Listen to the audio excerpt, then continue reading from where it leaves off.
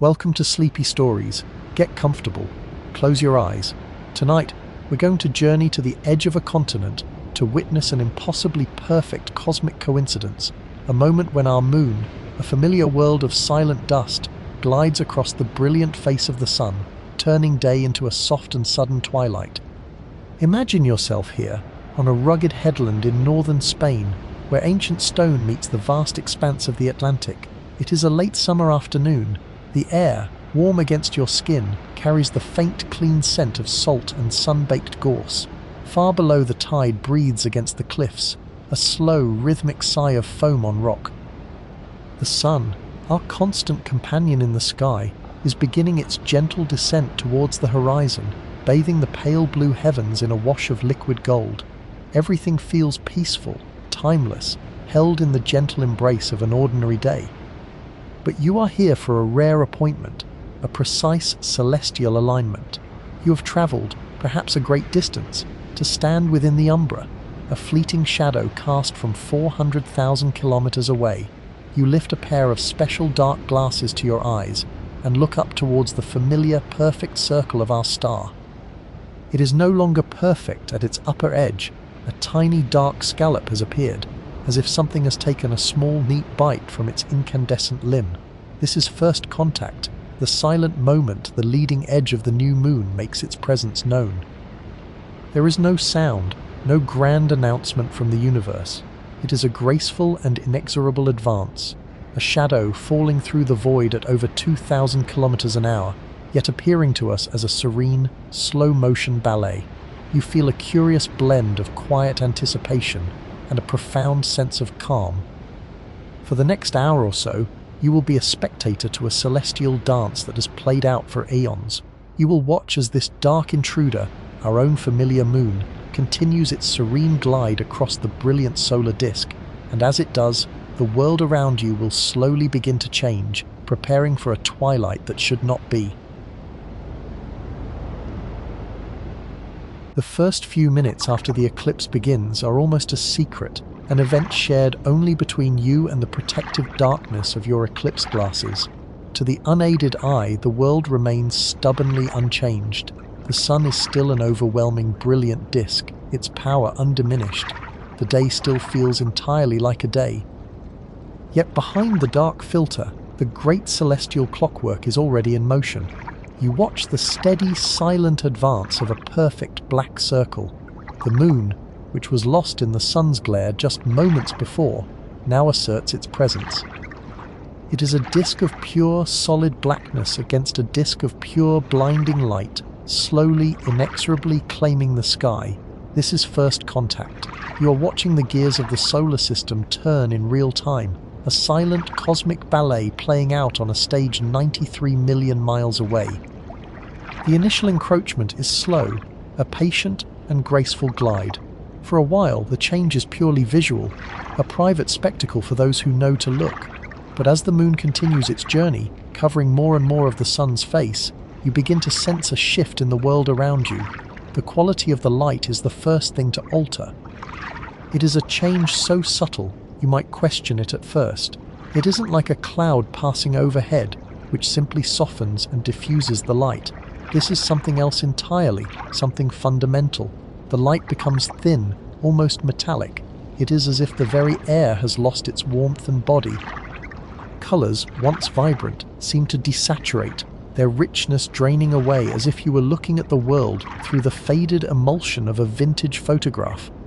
The familiar, golden afternoon light is being replaced by a cool, silvery sheen, a strange and ethereal glow you have never experienced before. It is a light that feels ancient, primal, as if it belongs to another world or to a forgotten age of our own. You might lower your glasses for a moment, not to look at the sun, but to observe the effect on the earth. The shadows are wrong. Under a full sun, the edges of a shadow are soft and fuzzy, a phenomenon caused by the sun being a large extended light source rather than a single point. This creates a gentle transition from light to dark called the penumbra. But now, as the sun is reduced to a slender crescent, its light source is becoming more defined, more linear. The shadows it casts are becoming unnaturally sharp and crisp. The shadow of your own hand on the ground looks like a stark, high-contrast cutout, its edges as clear as if they were drawn with a fine pen. The world takes on a peculiar, hyper-realistic quality, where every detail is etched in sharp relief. If you find yourself near a tree or a leafy shrub, you will discover one of the eclipse's most enchanting secrets. Look at the dappled light filtering through the leaves onto the ground. Normally, these would be soft, overlapping circles of light, but now something extraordinary has happened. Each tiny gap between the leaves, each pinhole opening, is acting as a natural lens. The world has become a vast, organic pinhole camera, and it is projecting hundreds, perhaps thousands, of perfect little crescent suns at your feet. They dance on the pavement, on the grass, on the back of your hand. It is a quiet, profoundly beautiful detail, a microcosm of the grand celestial event happening above, a reminder that the universe reveals its wonders in the smallest of moments as well as the largest. A distinct coolness begins to settle in the air. This is not your imagination. You can feel it on your skin, a noticeable drop in temperature as the moon steadily blocks the sun's radiant energy. The gentle breeze that was warm a few minutes ago now feels decidedly cool, carrying a hint of the evening that is arriving hours ahead of schedule. You might find yourself pulling a jumper a little closer, zipping up a jacket. This physical sensation is a powerful anchor, grounding you in the reality of the event. This isn't just something you are watching on a distant screen. It is an environmental shift that you are inside. The atmosphere itself is responding to the encroaching darkness.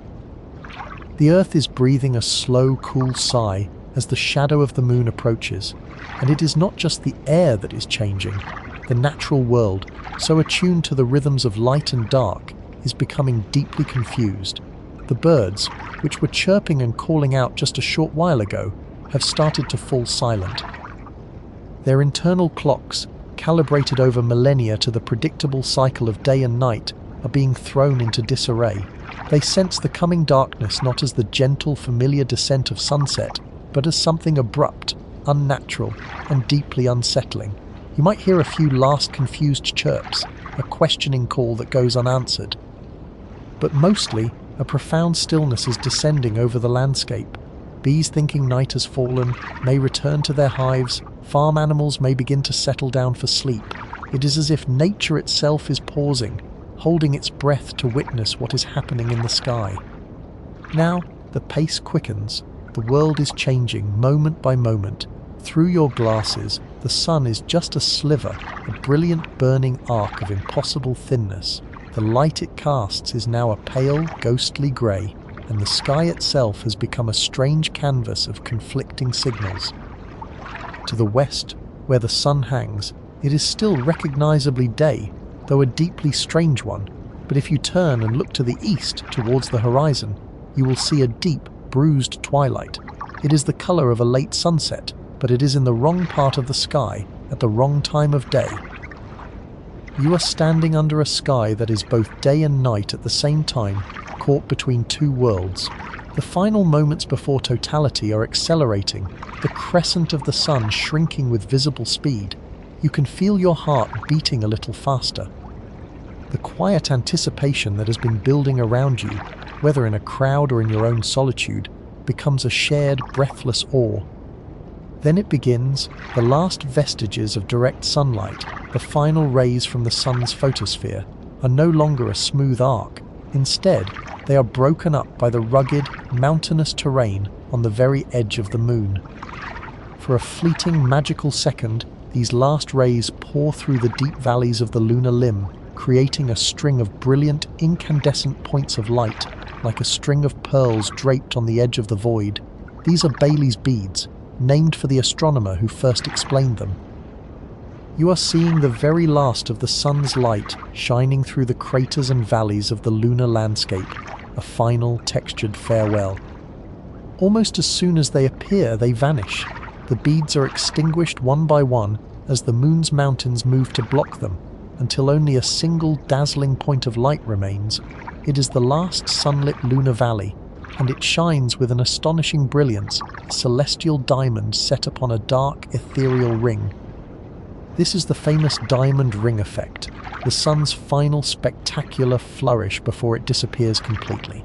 It is a sight of such pure and unexpected beauty that it often elicits gasps from those who witness it. It is the universe's last signal, a final warning that the show is about to truly begin. And then, it is gone. The world does not go black. It plunges into a deep, velvety twilight.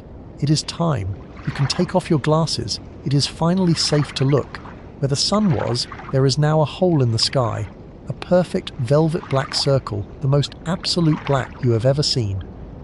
And fringing this impossible circle is a ghostly, ethereal, pearlescent light that seems to shimmer and flow into space. This is the corona, the sun's magnificent outer atmosphere. It is a sight hidden from human eyes by the sun's own glare, visible only during these precious fleeting minutes of a total eclipse. Streamers of plasma, delicate and intricate, reach out for millions of miles into space, their structure shaped by the sun's powerful and complex magnetic fields. The day has become a deep and profound dusk. The sky is dark enough to see the brightest stars and planets suddenly appearing in the middle of the afternoon. Venus might be blazing with astonishing brilliance near the eclipsed sun, a steadfast companion to the celestial spectacle. And all around you, encircling the entire horizon, is a soft, delicate glow of orange and pink light. It is a 360-degree sunset, marking the distant edge of the moon's shadow on the Earth. You are seeing the sunlight that is still falling on the world outside the umbra, a world that is, for now, not your own. You are standing in the shadow of the moon. The temperature has dropped further still, a cool, sudden chill in the air. The silence is absolute, profound. The world has been utterly transformed. For these few minutes, your ordinary reality has been suspended. You are no longer just a person standing on a patch of Earth. You are a passenger on a planet, a witness to a cosmic alignment of perfect, breathtaking precision, an event that has stunned and mystified humanity for millennia. You look up at the black sun, at its magnificent, pearlescent crown, and feel an overwhelming sense of connection to something impossibly vast, ancient and beautiful. This is totality, and it is everything you were told it would be, and so much more. The clock has started on this precious borrowed time, and within this bubble of twilight, a new set of wonders begins to unfold. As you stand there, bathed in the strange silvered twilight of totality, a quiet question may surface in your mind, drifting up from a place of deep curiosity. How can this be?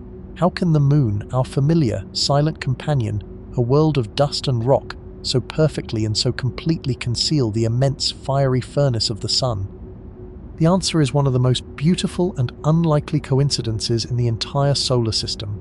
It is a breathtaking piece of celestial theatre, a trick of light and distance and geometry that you, standing here on Earth, are uniquely positioned to witness. Let us gently pull back from this moment.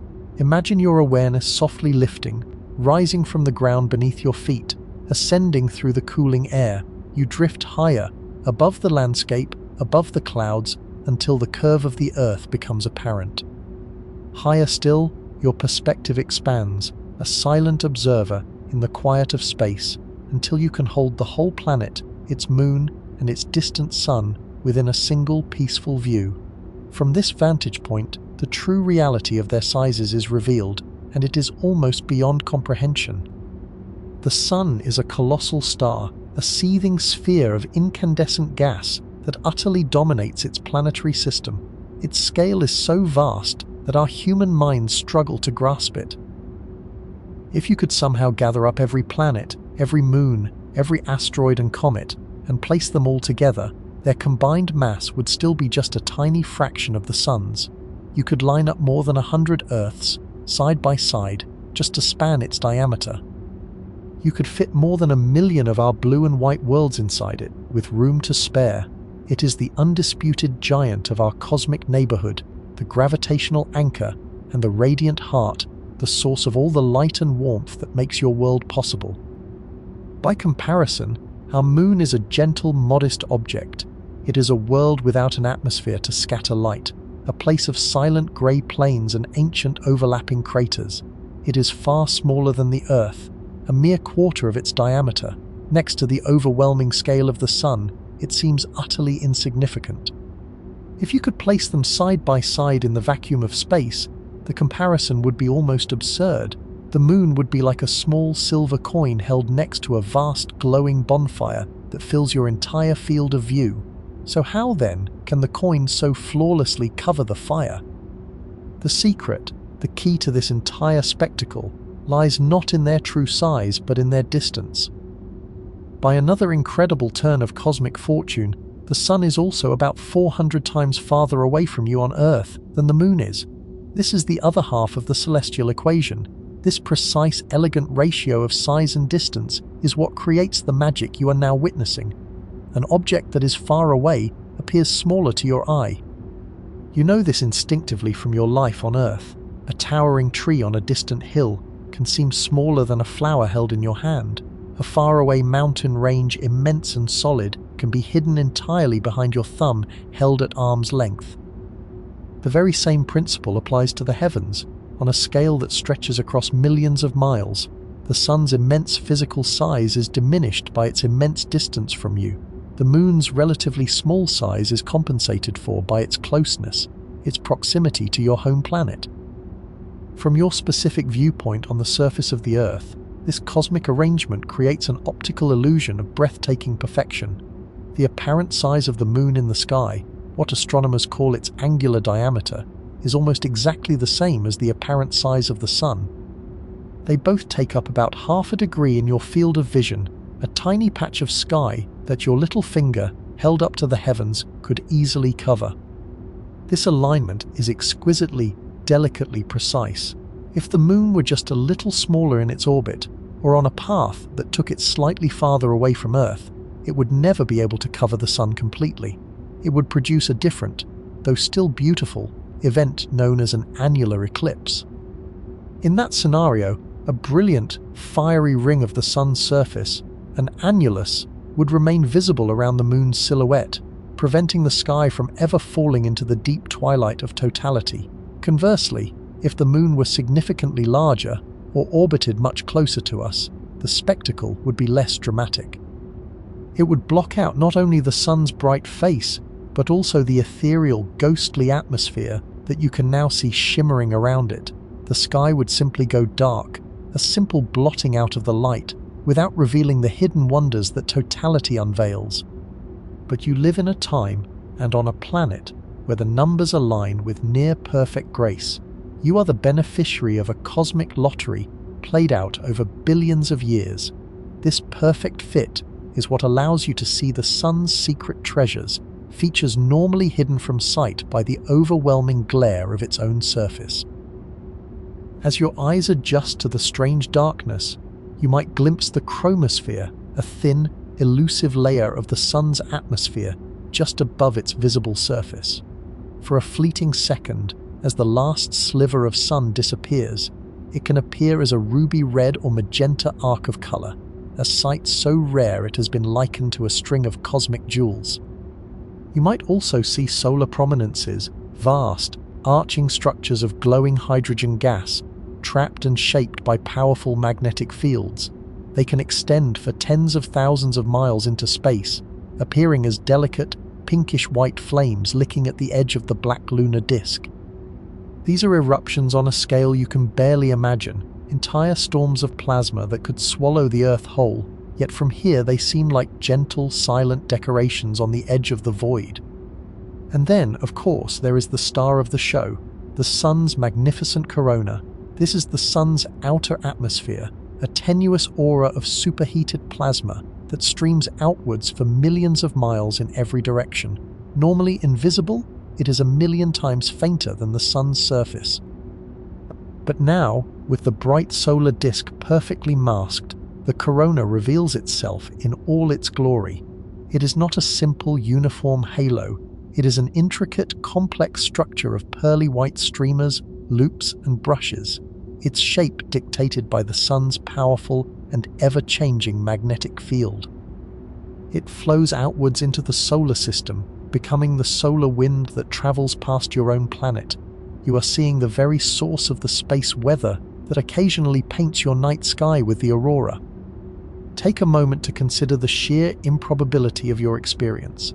You are standing on a planet that has a single, unusually large moon relative to its own size. Many planets in our solar system have no moons at all, like Mercury and Venus. Others, like Jupiter and Saturn, have dozens of them, but they are mostly small, captured asteroids, far too tiny to ever create such a perfect eclipse. Your planet also happens to orbit its star at a very particular distance in the so-called habitable zone, which allows for liquid water and the flourishing of life.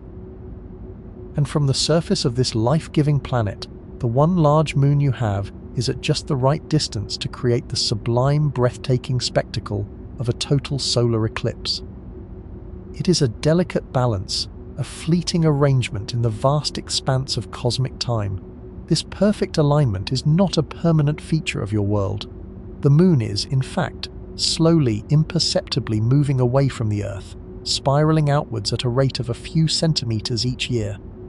Billions of years ago, when the moon was much closer, it would have appeared far larger in the sky, creating longer, deeper, but less detailed eclipses. In the distant future, hundreds of millions of years from now, it will have receded so far that it will never again be able to completely cover the sun. It will appear too small, and total solar eclipses will cease to happen on Earth forever. But for now, in this present era of Earth's long and eventful history, you are privileged to witness it. The perfect fit is not a mystical sign, but a beautiful result of the random, elegant mathematics of the universe. It is a profound reminder that you are living within a vast, intricate clockwork of gravity and motion, and that for these few precious minutes, you get to see the gears align in the most spectacular way imaginable. The black circle hanging in your sky is not just the moon, it is a keyhole. And you, in this moment of profound stillness, are peering through it into the deeper hidden nature of your very own star. This celestial alignment reveals not only the sun's secrets, but also the moon's own subtle presence, its three-dimensional reality as it glides silently across the heavens. As you stand there, rooted to your small patch of Earth, it is easy to feel that you are the still point in a turning world, but the profound darkness that has so gently fallen upon you is the very heart of a cosmic shadow, and that shadow is part of a silent, sweeping, celestial motion of immense scale and speed. To understand this shadow, our perspective must drift outwards, pulling away from the familiar ground beneath our feet and rising high into the silent theatre of space. From this new, peaceful vantage point, you can see the solar system's most familiar players arranged in a perfect, temporary line. There is the sun, a vast, churning star. There is the Earth, your blue and white home, turning with unhurried grace, and between them, perfectly positioned, is the moon.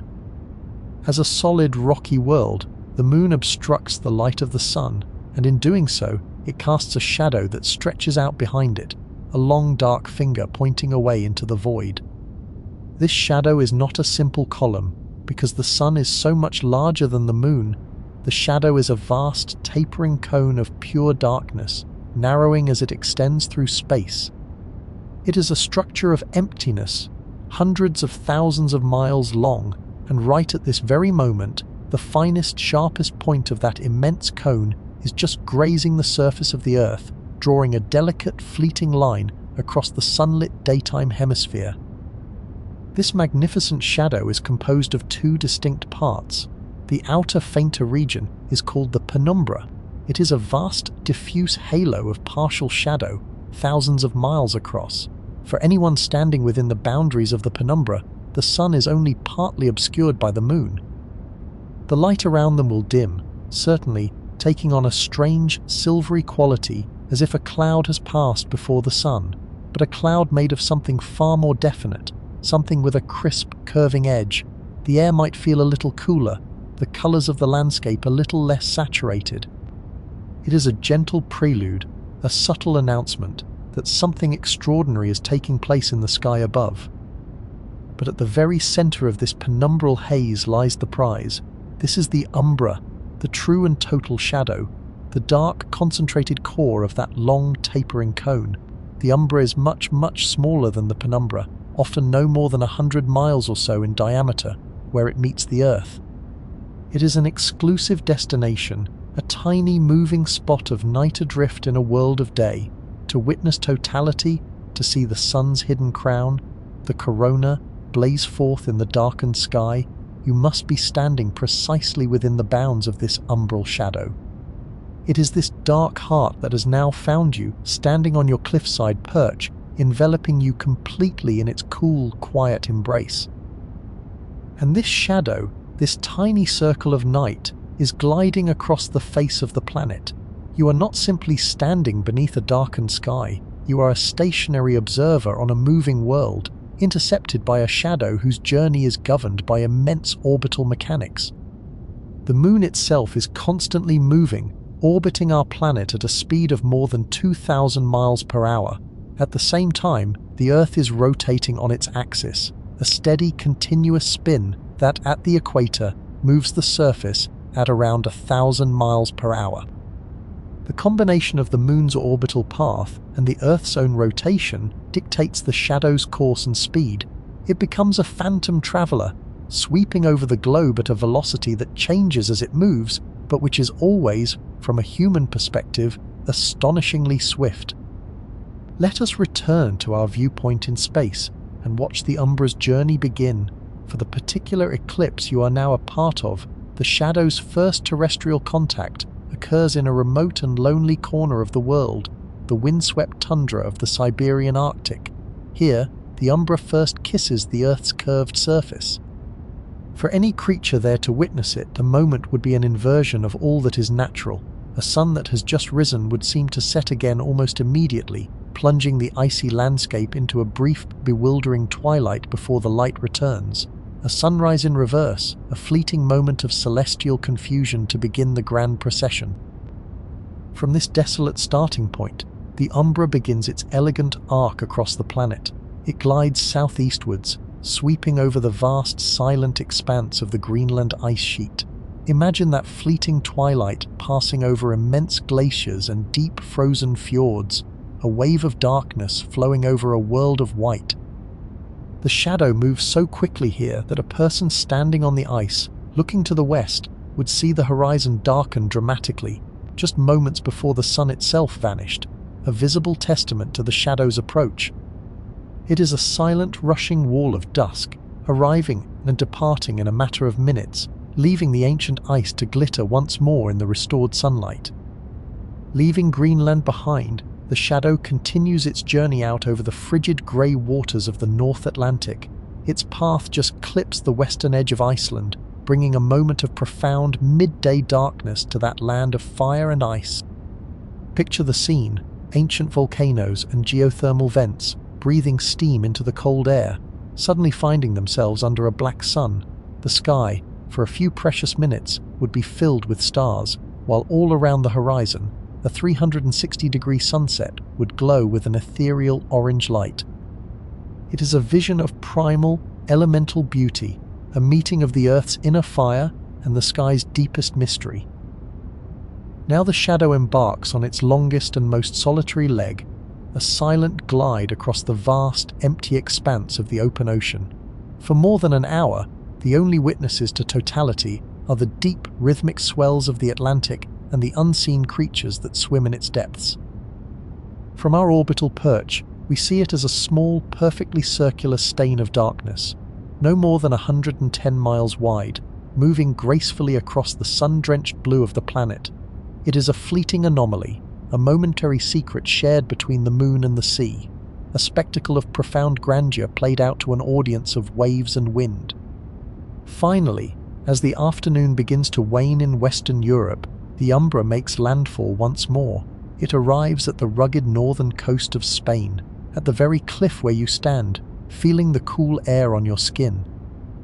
The darkness that felt so sudden and so all-encompassing to you was in truth the arrival of the leading edge of this cosmic traveler. For the few minutes of totality, you are completely subsumed, held within the very center of the umbra. Then, just as swiftly as it came, its trailing edge passes over you. The brilliant point of light we call the diamond ring reappears, this time on the opposite side of the moon's dark disk, and daylight pours back into the world with a sudden, startling flood of warmth and color. But the shadow's journey is not over yet. It continues its sweep inland, a fleeting wave of twilight passing over the ancient cities and sun-baked plains of Spain. It travels the length of the country in mere minutes, a silent high-speed tour before its path carries it out over the Mediterranean. There, as the sun dips low towards the western horizon, the geometry of the alignment finally changes. The cone of shadow, which has been so precisely touching the Earth, at last lifts away, its journey across the surface complete. It dissolves back into space, leaving behind a setting sun and a world returning to its normal rhythm. The entire terrestrial event, from that first touch in Siberia to this final farewell near the Balearic Islands, has lasted just a few hours. Your precious, life-altering minutes of totality were but one small, quiet pause on an immense, high-speed planetary traverse.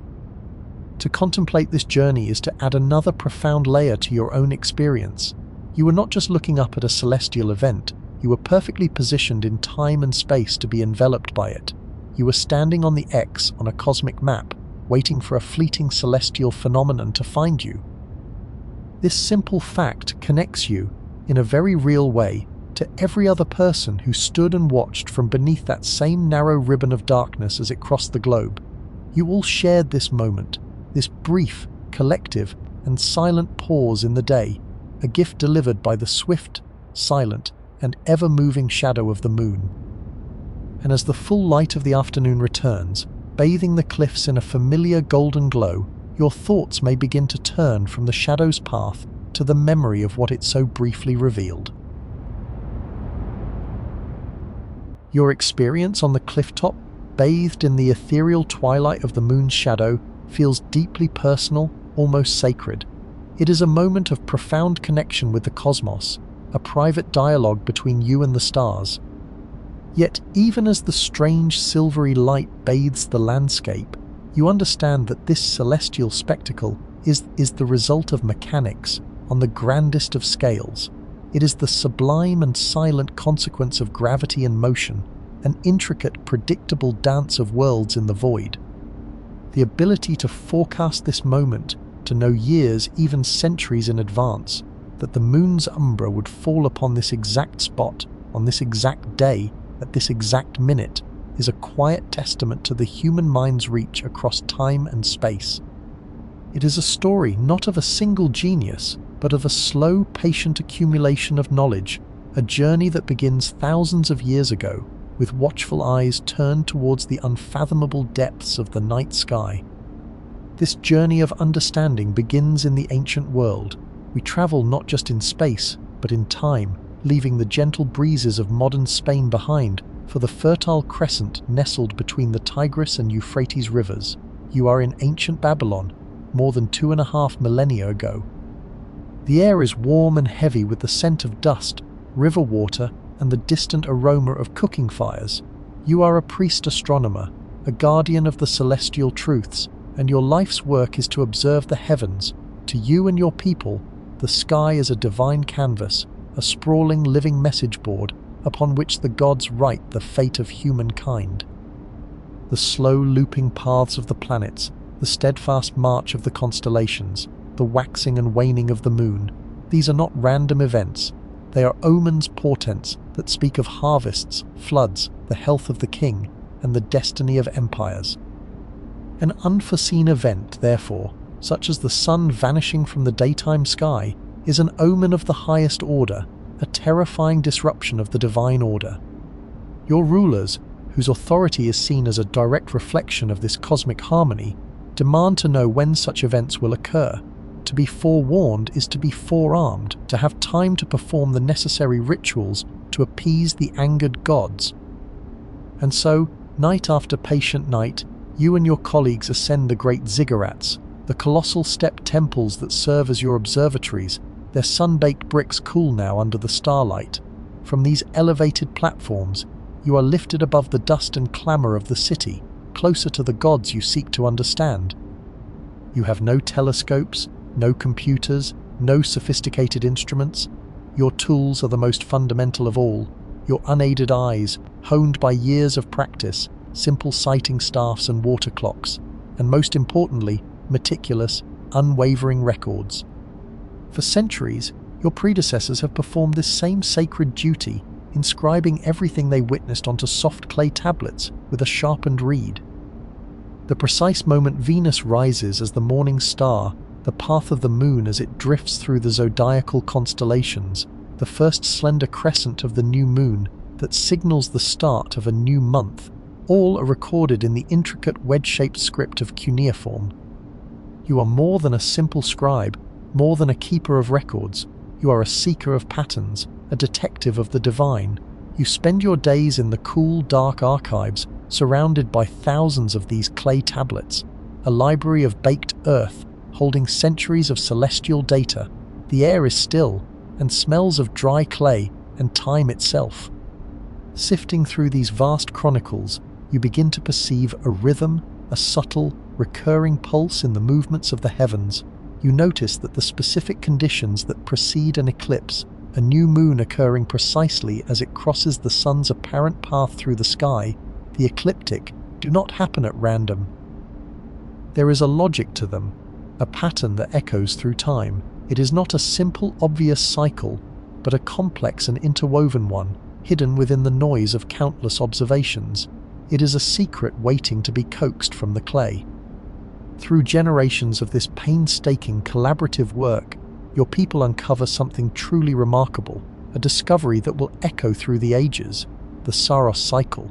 You find that a particular eclipse, with its unique characteristics, will be followed by a very similar one every 18 years, 11 days, and 8 hours.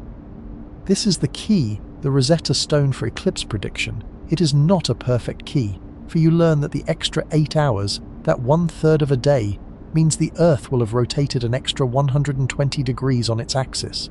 The new eclipse, while part of the same family, will therefore occur over a different part of the world, far to the west of the last. You cannot yet predict the precise path of the shadow, but you can predict its return. You can now approach your king not with fear of the unknown, but with the authority of knowledge, and say, in 18 years and 11 days, the great celestial dragon may threaten to devour the sun again. We must be prepared. This was a monumental leap in human thought. It marked the beginning of a profound transformation. The moment the sky began to shift from a realm of capricious, unpredictable deities to a vast, intricate system governed by discernible rules, the Babylonians may not have understood the physics of gravity or the true nature of celestial orbits. They did not know that the Earth was a sphere, or that the moon was a rocky, barren world in its own right, reflecting the light of the sun, but they understood the patterns. They had found the rhythm without knowing the instrument. They had created the world's first astronomical algorithm, a powerful tool for bringing order to what had once been divine chaos. This intellectual tradition, this commitment to observation and record-keeping, laid the foundation for everything that was to follow. This hard-won knowledge was not lost. It was passed down through the centuries, a precious intellectual inheritance. It traveled from the clay tablets of Mesopotamia to the papyrus scrolls of the ancient Greeks, who began to apply the elegant logic of geometry to the problem. Thinkers like Hipparchus, working in the 2nd century BC on the island of Rhodes, meticulously compared his own observations with the ancient Babylonian records. He began to build a more physical, three-dimensional model of the heavens. He calculated the distance to the moon and the sun with surprising accuracy and understood the subtle tilt of the moon's orbit relative to the Earth's, the very reason we do not have an eclipse at every new moon. Later, Claudius Ptolemy, working in the Great Library of Alexandria, synthesized this knowledge into a comprehensive cosmological model. While his Earth-centered universe was ultimately incorrect, it was a mathematical masterpiece, a system so sophisticated it could predict the positions of planets and the timing of eclipses with remarkable precision for over 1400 years. By the time of the Great Scientific Revolution in Europe, the final crucial pieces of the puzzle began to fall into place. Johannes Kepler, through his tireless analysis of planetary observations, discovered that the planets moved not in perfect circles, as had been believed for millennia, but in ellipses. This discovery unlocked a new level of predictive accuracy. Then, Isaac Newton articulated the universal law of gravitation, providing the ultimate physical explanation for why they moved this way. The universe, it was now understood, was not pushed and pulled by unseen spirits or divine wills. It was governed by a single, elegant, and universal law. The sky had become a great and glorious clockwork, and an eclipse was no longer a terrifying omen, but a sublime and perfectly predictable alignment of its celestial gears. The awe remained, but the fear had begun to recede, replaced by a deep and satisfying understanding.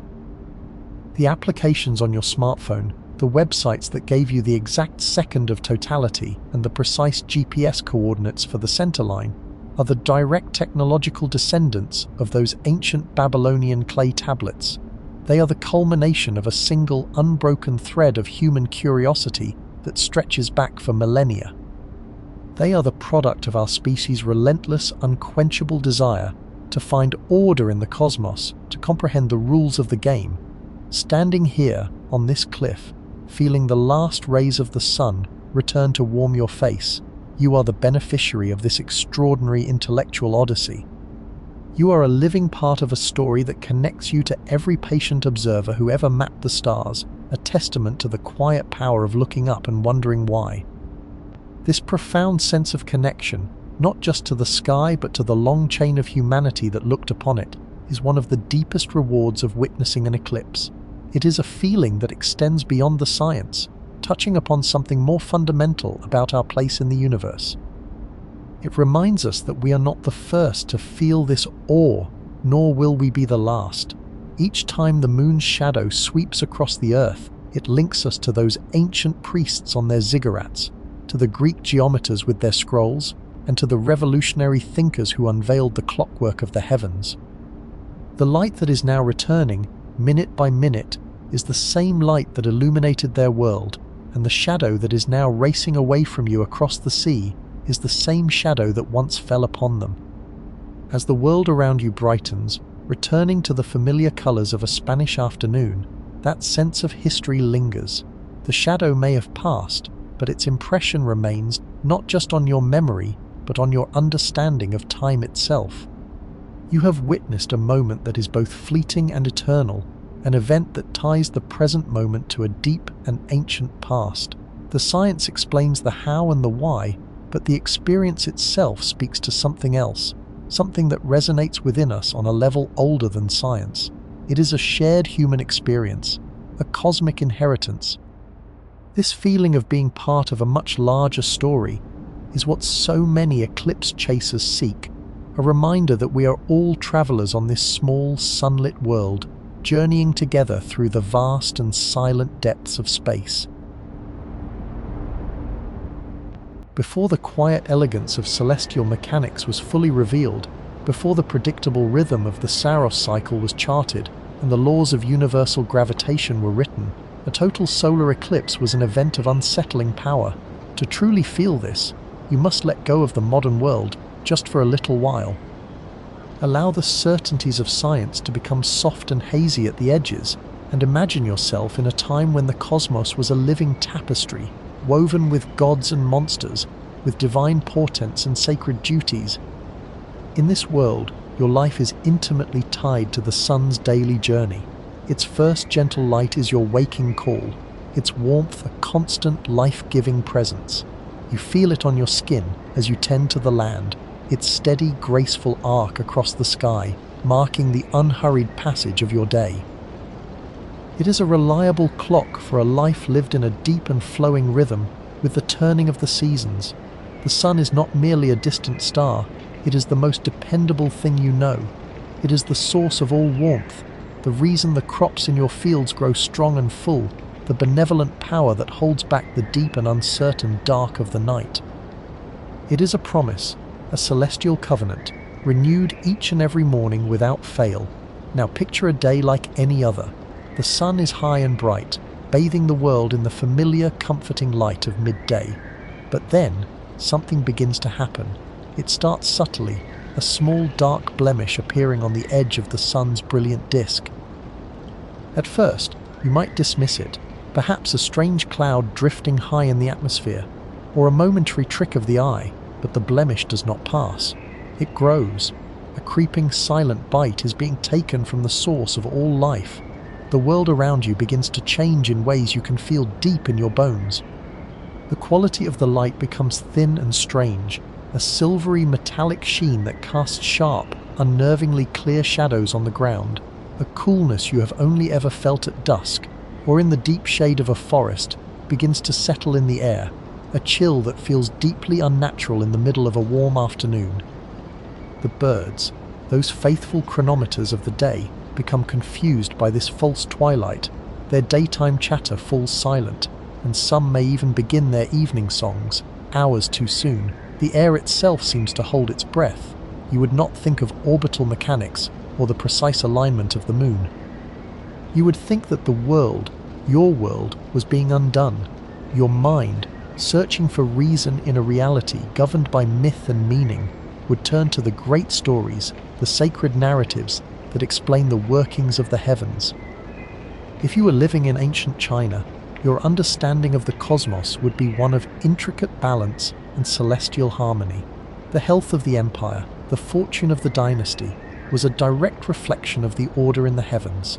The sun, a powerful symbol of yang energy, was inextricably linked to the emperor himself, the son of heaven. When this dark encroachment began, you would see it as a direct and terrifying assault by a creature of myth, a great, invisible celestial dragon, a being of immense power, now consuming the imperial symbol. In your language, the very word for eclipse, qi, simply means to eat. The dragon was devouring the sun. This was not a passive spectacle to be observed. It was a cosmic crisis that demanded immediate human intervention. Your entire village, your entire city, would erupt into a cacophony of protective noise. Court astronomers, whose most solemn duty was to predict such terrifying events and warn the emperor, would sound the alarm across the land. You and your neighbors would pour out into the streets and courtyards, banging on pots and pans, beating immense drums, striking gongs until they shimmered with sound, and shouting with all your might towards the darkening sky. The goal was not merely to express fear, but to actively join the celestial battle. Your collective noise was a weapon, a sonic assault intended to frighten the monstrous dragon, to make it release its precious meal and restore the sacred order of the universe. And in the quiet moments that followed the spectacle, as the light and warmth inevitably returned, your belief would be reaffirmed. You had done your part. You had helped to save the sun. Now, let us travel in our minds to the cold, windswept lands of the Norse. Here, the cosmos is not a place of delicate balance, but one of constant dynamic struggle, a world of ice and fire, gods and giants. Your mythology tells of a relentless chase playing out across the sky every single day. The sun, a radiant goddess named Sol, guides her brilliant chariot across the heavens, her horses Alsvin and Arvak pulling the life-giving sphere behind her. But she is never truly safe. She is pursued eternally by a great and fearsome wolf, Skell, whose name means treachery. His brother, Hati, chases the moon. On most days, Sol is swift enough to outrun her hunter, her light a testament to her daily victory. But on the day of an eclipse, you would believe that the cosmic chase has reached its terrible, long-feared conclusion. Skell has finally caught his prey. The sky darkens because the ravenous wolf has seized the sun in his terrible jaws. For you, this is no random event. It is a chilling and powerful omen. It is a sign that the fundamental order of the world is breaking down, a harbinger of Ragnarok, the final world-altering battle of the gods. The dimming of the sun is the first note in a symphony of destruction, a prophecy coming to pass before your very eyes.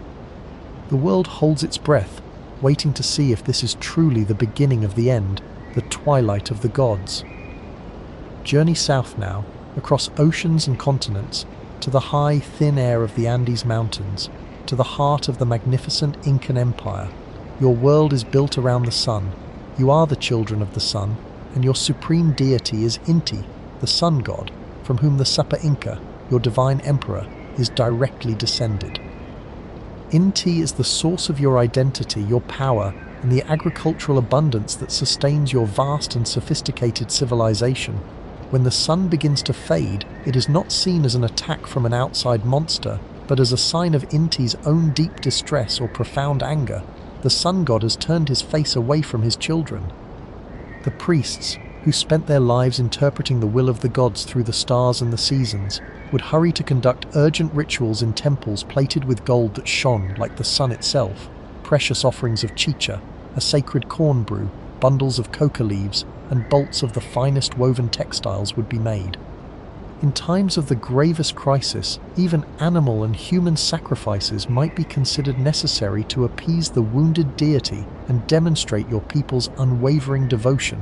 You would look to the Sapa Inca, the living son of Inti, to intercede on your behalf, to speak to his celestial father and soothe his divine anger. The fate of the entire empire would feel as if it were hanging by a single fragile thread, dependent entirely on your collective ability to win back the favor of a displeased and sorrowful god. These stories, from the clamor of ancient China to the fatalism of the Norse and the reverent devotion of the Inca, are just a few threads in a rich global tapestry of eclipse mythology. In Vietnam, it was believed that a giant celestial frog was devouring the sun. For the Batamaliba people of Togo and Benin in West Africa, an eclipse signified a conflict between the sun and the moon, a dangerous cosmic argument. It was a time for the people on Earth to reflect on their own conflicts and make peace with one another, to demonstrate to the heavens how to resolve a dispute and encourage them to do the same. These were not simply quaint folk tales, they were the rational and intelligent responses of people trying to make sense of a deeply disturbing and seemingly inexplicable event.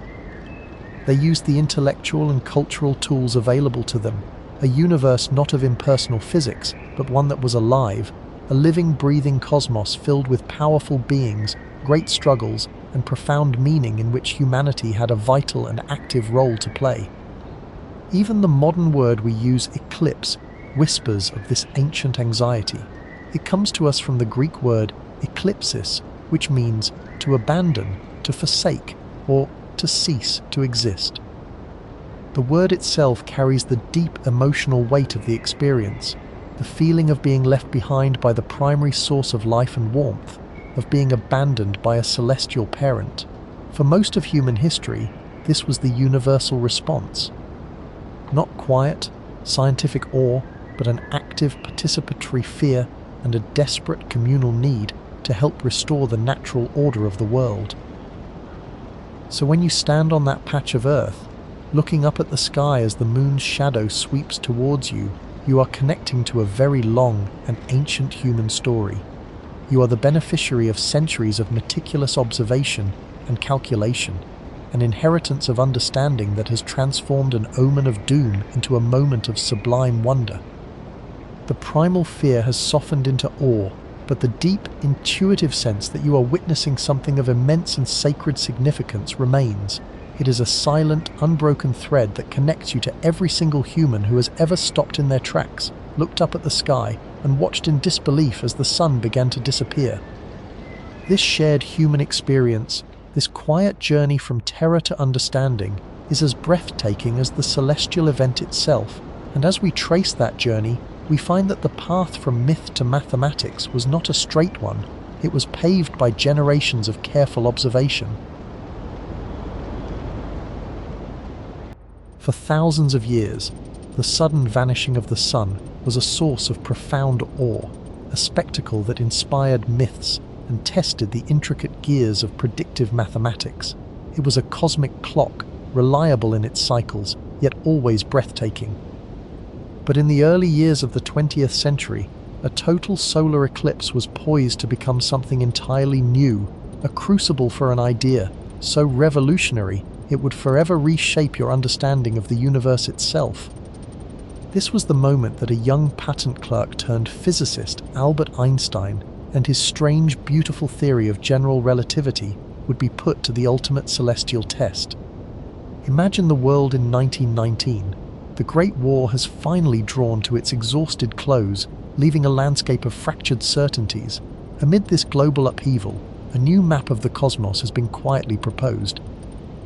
Just a few years earlier, Einstein had published his theory, and to many, it felt as abstract and counterintuitive as the strange new world dawning around them.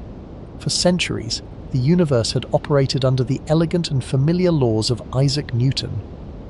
Gravity was a force, an invisible tether reaching across space, pulling objects towards one another. It was a universe of absolutes, of a fixed and rigid stage upon which the planets and stars performed their predictable dance. Einstein, however, invited you to see things differently. He suggested that gravity was not a force at all. Instead, he proposed that the very fabric of the universe, a unified concept he called space-time, was not a static backdrop, but a dynamic, flexible entity. He claimed that massive objects, like our own sun, do not simply exist in space, they actively shape it. Imagine a vast, infinitely soft quilt of silk, pulled taut and smooth. Now, picture placing a heavy, warm pearl at its center. The pearl doesn't pull on other things directly. Instead, its weight creates a slow, graceful depression, a gentle, sweeping curve in the silken fabric all around it. The sun, Einstein said, does this to the very structure of space-time.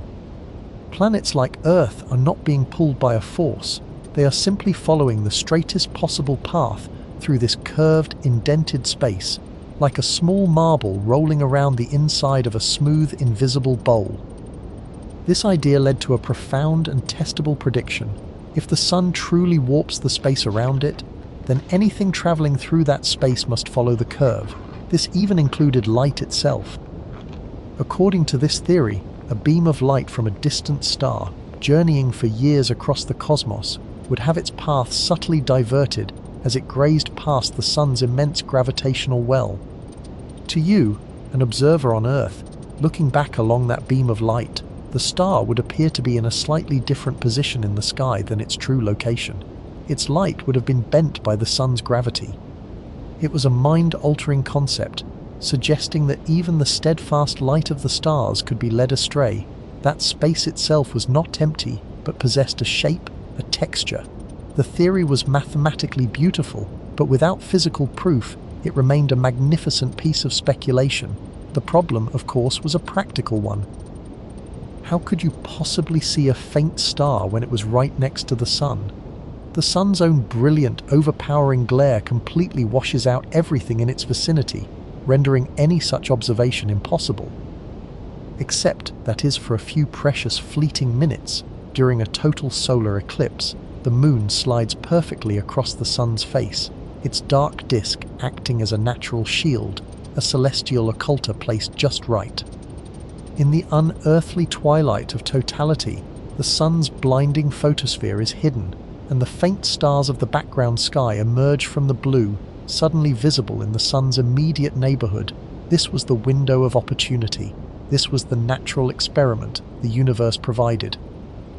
A brilliant British astronomer named Arthur Eddington recognized the potential of this cosmic alignment.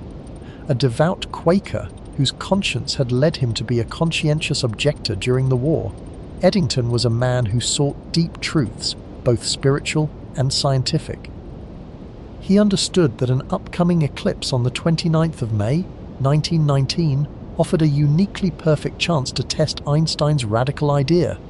By a stroke of cosmic good fortune, on that day the eclipsed sun would be positioned directly in front of a particularly rich and well-photographed star cluster known as the Hyades. This would provide not just one, but a whole field of stellar reference points against which to measure any potential distortion. The stage was set for one of the most ambitious scientific expeditions ever conceived. To guard against the possibility of equipment failure or localized bad weather, Eddington organized two separate teams to travel to two different locations along the narrow path of totality. One team, from the Greenwich Observatory, journeyed to the town of Sobral in the north of Brazil. Eddington himself led the second team, setting sail for the tiny remote island of Principe, a volcanic outcrop cloaked in rainforest. lying in the Gulf of Guinea just off the western coast of Africa. Picture yourself there on Principe, alongside Eddington's small dedicated team. You have travelled for weeks across the ocean, your precious and delicate equipment stowed carefully in the ship's hold. Now on the island, you are immersed in the thick, humid air of the tropics. The heat is a constant pressing weight, and the air hums with the sound of insects. Your scientific instruments, which seem so elegant in a cool English observatory, are now cumbersome and foreign objects here. There are heavy, brass-bound telescopes, large, fragile photographic glass plates sensitive to the damp air, and intricate clockwork drives, which must be perfectly calibrated to counteract the Earth's rotation and keep the stars perfectly still in the frame. Everything, every lens, every screw, every plate has been transported thousands of miles for a celestial event that would last just over 5 minutes. The pressure to succeed is immense, not just for the sake of the expedition, but for the sake of a new vision of the cosmos. The morning of May 29th dawns with a heavy, overcast sky. It is the beginning of the rainy season on Principe, and a thick blanket of cloud obscures the sun, threatening to make the entire endeavour futile. As the partial phases of the eclipse begin, a creeping darkness falling over the humid landscape, the mood is sombre. The clouds remain stubbornly thick.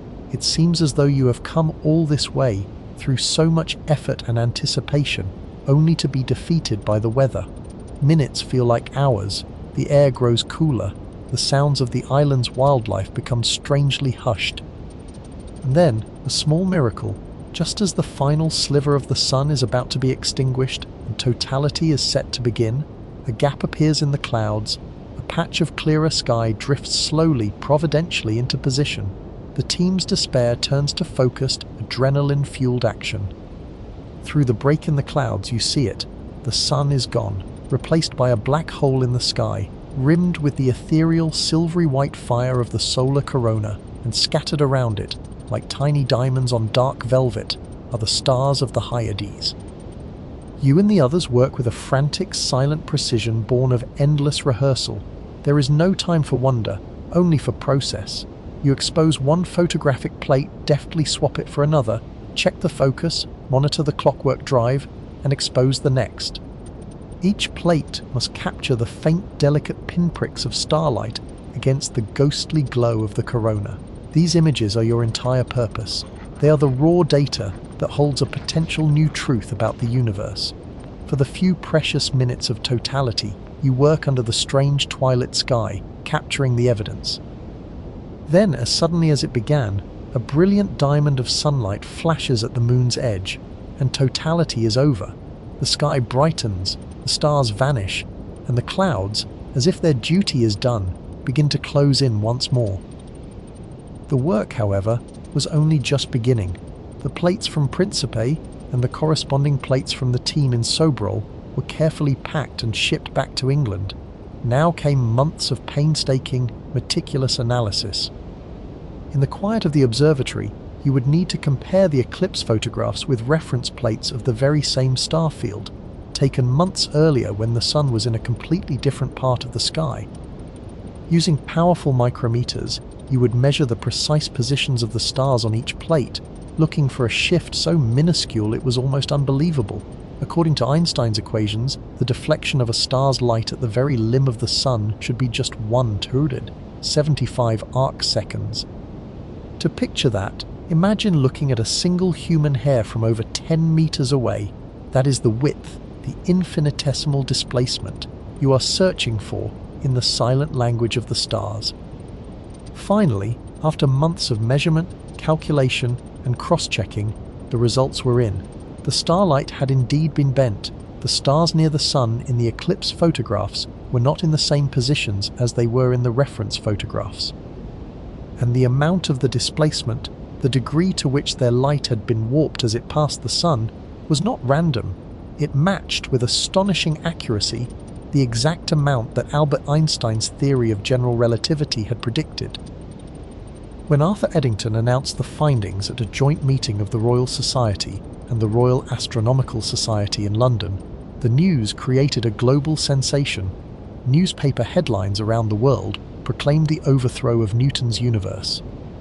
Einstein, until then known primarily within the scientific community, became an overnight international celebrity, his name synonymous with genius. An eclipse had done more than just create a spectacle of daytime darkness. It had, for the first time, provided tangible, observable proof that you live in a universe far stranger and more wonderful than you had ever imagined. It was a universe where space and time are not separate and absolute, but a single, interwoven fabric. A universe where this fabric is not rigid, but can be bent, stretched, and warped by the presence of mass and energy. And you owe this profound revelation, this entirely new way of seeing everything, to the simple, silent passage of the moon's shadow. The 1919 eclipse had answered one of the greatest questions of its time, but in doing so, it opened the door to countless more. With this new understanding of gravity, the tools were now in place to begin exploring the most extreme objects and events in the cosmos, phenomena that Newtonian physics could never hope to explain.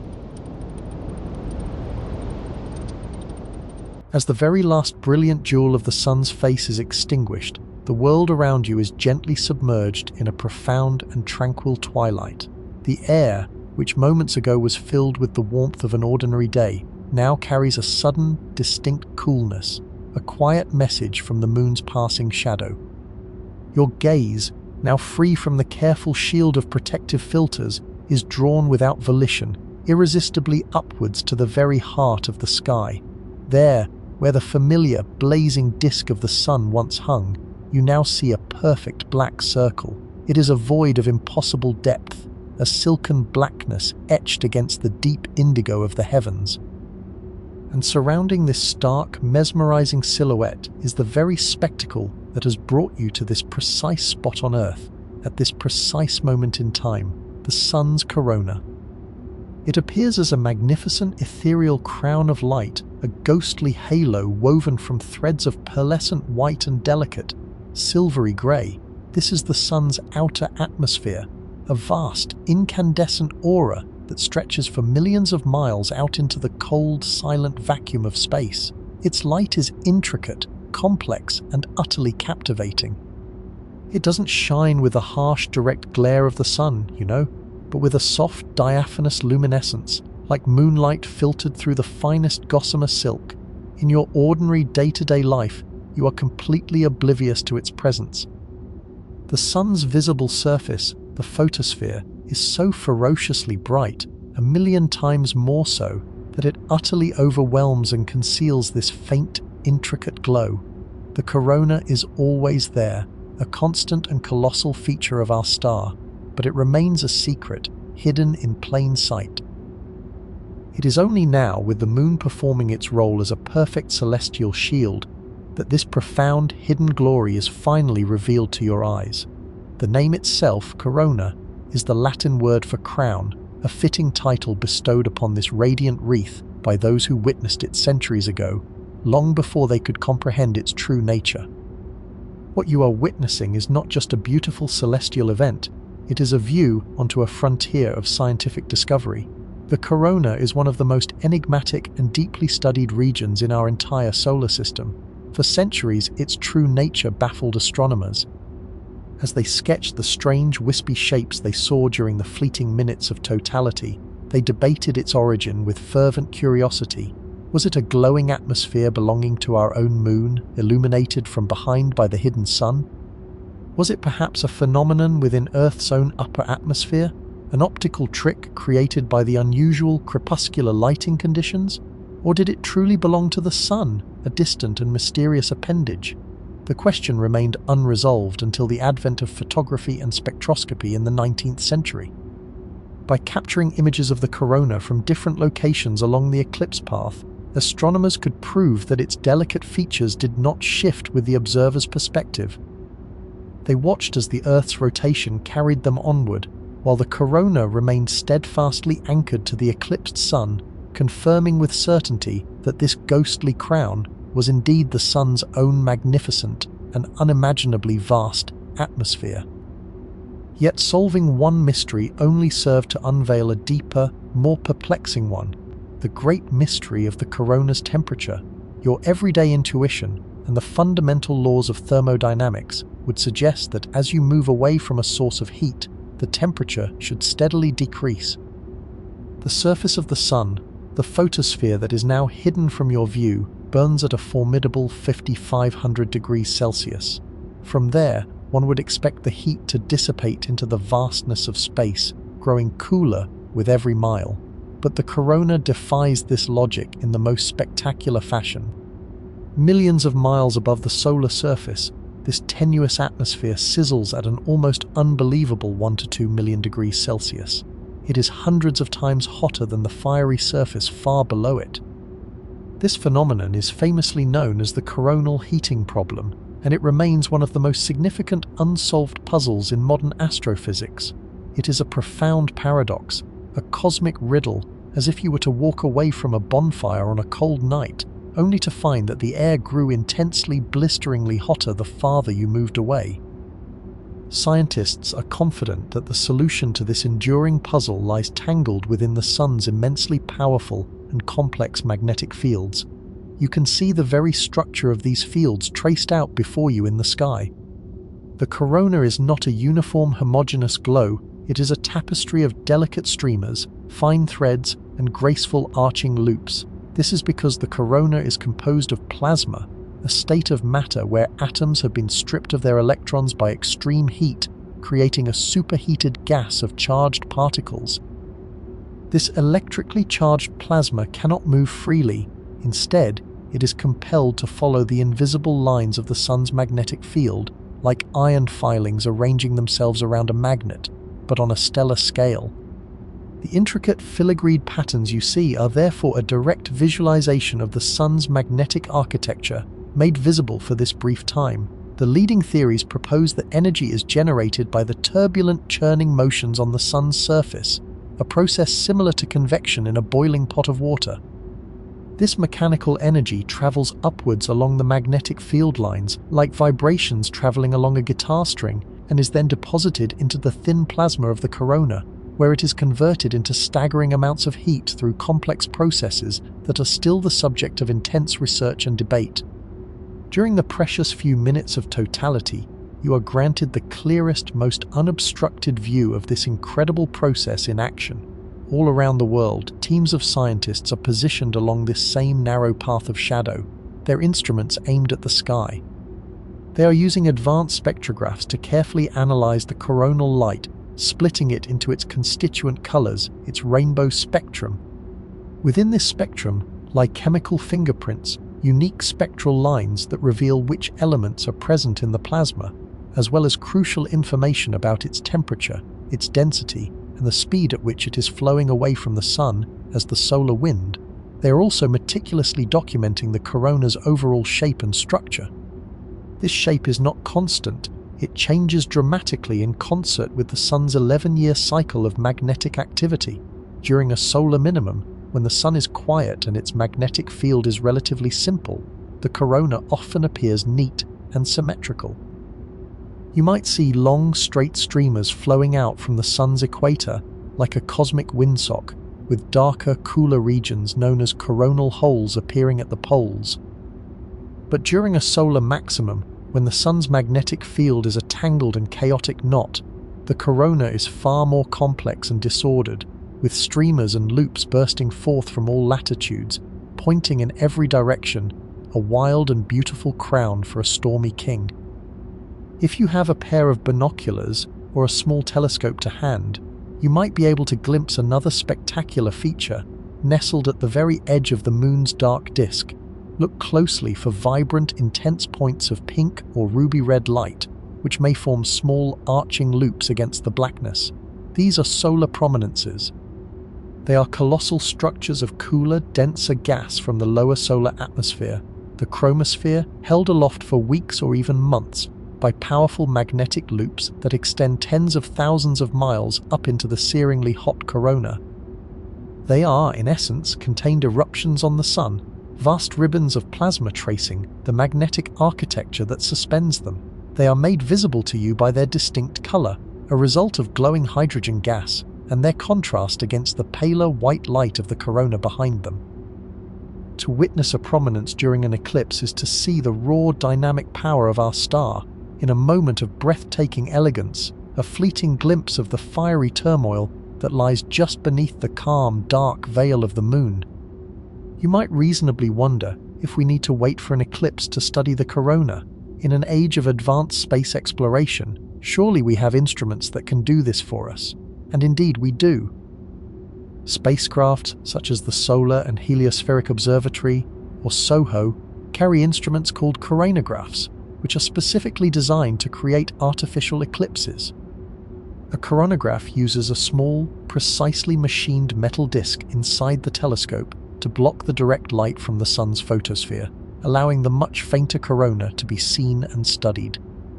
These instruments are invaluable, providing a continuous, uninterrupted watch over the corona's ever-changing behavior, tracking solar storms as they erupt and travel through space, but they have a fundamental limitation. To effectively block the sun's overwhelming glare and prevent scattered light from ruining the image, the occulting disk must be made slightly larger than the sun's actual disk. This means that a coronagraph unavoidably blocks our view of the innermost region of the corona, the area sitting just above the solar surface. And it is precisely in this hidden zone where much of the mysterious heating process is thought to occur, where the energy from the surface is first transferred into the atmosphere. This is why a total solar eclipse, courtesy of a remarkable cosmic coincidence in the sizes and distances of our sun and moon, offers a view that no human-made instrument can perfectly replicate. The moon, being so far away, has a sharp, well-defined edge that creates almost no diffraction or scattered light. It obscures the sun's face with unparalleled precision, allowing you to see right down to the sun's very limb into that critical innermost region of the corona.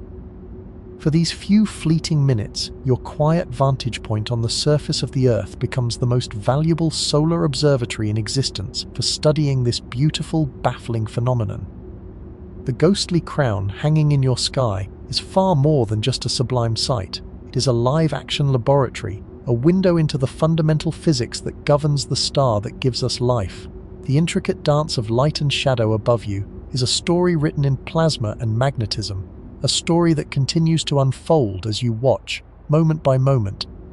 And as your eyes adjust further to this ethereal light, you may begin to notice other, even fainter points of light beginning to emerge in the darkened sky around this new, strange sun. As the final brilliant crescent of the sun's photosphere is gently extinguished and the umbral shadow sweeps over you like a vast silent wing, a profound change occurs not only in the sky, but across the very fabric of the landscape. It is not just human minds that are captivated by this sudden, unseasonal twilight. As you stand here, enveloped in the moon's cool, dark core, you become an unwitting observer in a grand, unplanned experiment conducted upon the planet's unsuspecting wildlife. The animals, the birds, and the insects are all responding to the same primal celestial cues that you are, but without knowing what is happening or why. Their world, a world governed by the utterly reliable and ancient cycle of light and dark, has just been thrown into a gentle, temporary chaos. If you listen, truly listen, in the moments leading up to and during totality, you may begin to notice something remarkable. It is a quietening. One of the most consistently reported phenomena during a total solar eclipse is the arrival of an eerie, anomalous silence.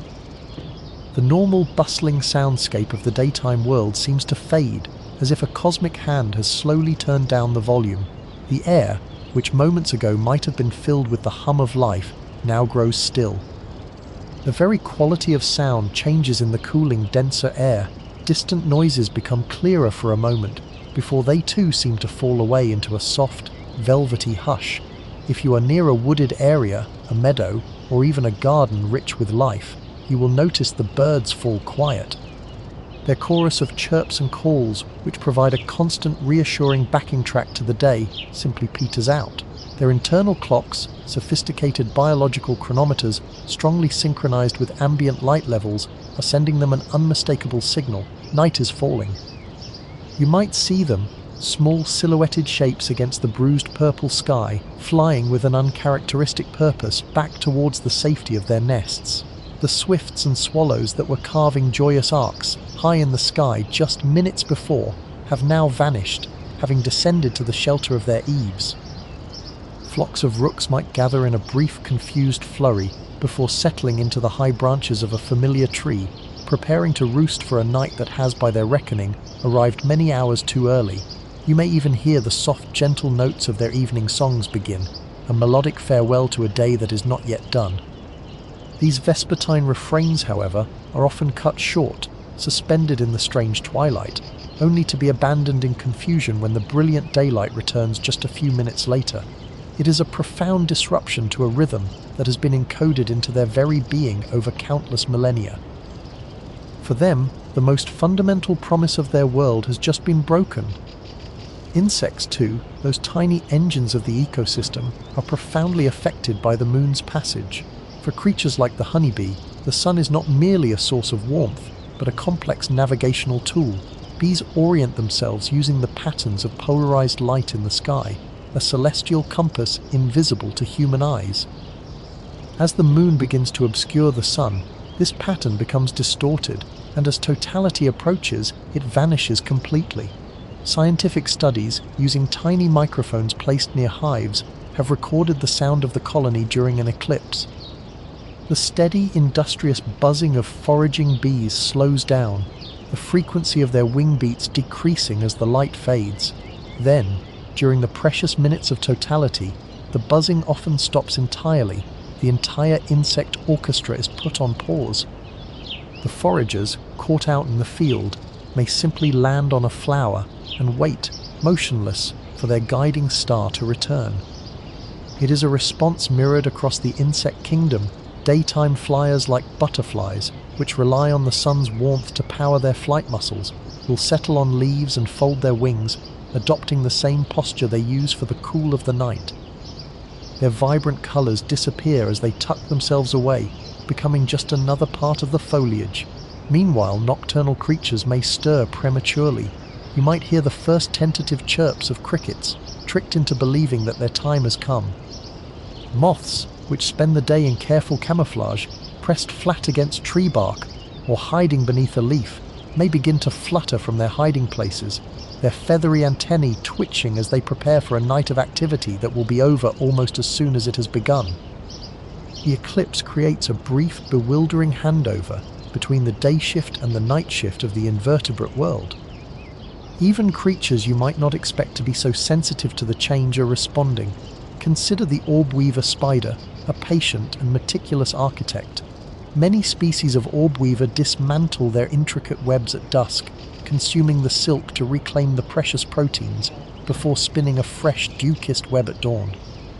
Observers have noted that as the sky darkens towards totality, some spiders are tricked into beginning this nightly routine. They start to methodically deconstruct their beautiful traps, preparing for a long, fictitious night, only to be interrupted by the sudden and baffling sunrise that follows just a few minutes later. They are left with a half-dismantled web as the daytime insects, their intended prey, begin to stir once more, a monument to a moment of cosmic miscalculation. On farms and in rural settings, the response of domestic animals is just as pronounced. They are creatures of habit, their lives deeply ingrained with the rhythm of the sun and the routines of the farm. As the unearthly twilight descends, you might see a flock of chickens, clucking in a subdued and puzzled manner, heading back towards the safety of their coop. Their usually boisterous chatter softens to a murmur of uncertainty as they file inside one by one. Roosters, which famously greet the dawn, may let out a confused crow as the sun reappears, heralding a second morning in the space of a single hour. Dairy cows, whose internal clocks are set to the rhythm of milking times that correspond with morning and evening, have been observed leaving their pastures and walking in single file towards the barn, calmly expecting an evening milking that is not yet due. For these animals, the eclipse is a fundamental disruption of a schedule they have come to trust implicitly. The response is not always one of returning to a place of rest. For some animals, the sudden darkness triggers a sense of anxiety or deep confusion. Squirrels, normally busy with their methodical foraging, might become more active, running back and forth, their tails twitching with a quiet unease, as if in response to the looming threat of a powerful storm. In the wilder corners of the world, the reactions are just as varied. Along the rivers of Africa, hippos have been seen emerging from the water, where they spend the hot day, and heading towards the shore for their nightly grazing. They take only a few steps onto the land before the sun blazes back into view, at which point they turn, baffled, and retreat to the water once more. Even fish in shallow waters have been observed behaving differently, with daytime species seeking cover in crevices as if for the night, while some nocturnal fish begin to emerge from their shelters. This phenomenon extends even to the unseen world beneath the waves. In the planet's oceans and deep lakes, there exists a daily migration of staggering scale. Trillions of tiny creatures, collectively known as zooplankton, journey from the dark depths up to the surface waters each night to feed, before descending again at dawn to escape predators. This vertical migration is one of the largest movements of biomass on Earth, and it is governed entirely by light. During a total eclipse, sensitive instruments have tracked these minuscule creatures beginning their nightly ascent towards the surface. A deep scattering layer, a dense band of light visible on sonar, can be seen rising hundreds of meters through the water column, a journey that is abruptly cut short as the sun's light returns, sending them sinking back into the abyss in a state of biological confusion. What you are witnessing in these moments of quietude and confusion is something profound, the deep biological connection that almost all life on Earth shares with its parent star. The sun is not just a distant, glowing orb in our sky. It is the primary driver of life's daily and seasonal cycles. Its predictable, life-giving presence governs everything from the process of photosynthesis in the quietest plant to the hunting patterns of the fiercest predators and the sleep cycles of a vast array of creatures, including, of course, yourself.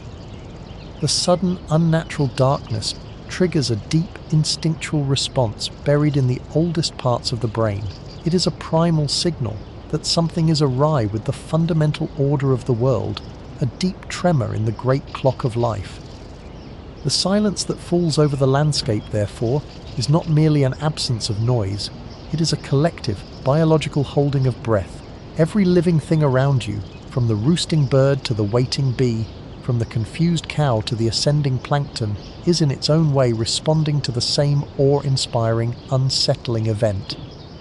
In this shared moment of wonder and momentary confusion, the divisions between species seem to soften.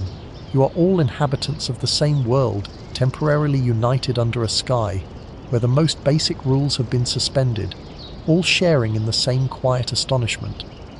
As the light begins its miraculous return, so too does the sound. The world seems to exhale, and its familiar voice is restored. The first tentative chirp of a single bird breaks the stillness, quickly answered by another, and then another, until the full daytime chorus swells to greet the second dawn. The bees begin to hum once more, and life resumes its familiar patterns, but the memory of that shared, silent moment lingers on, a quiet testament to the power of the clockwork cosmos. The kingdom has been unsettled, and now it must find its rhythm once more.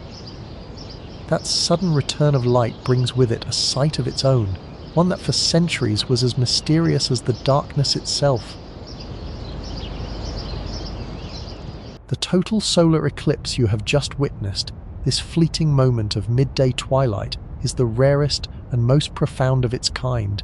Yet, it is not the only way the heavens align to create a spectacle of light and shadow.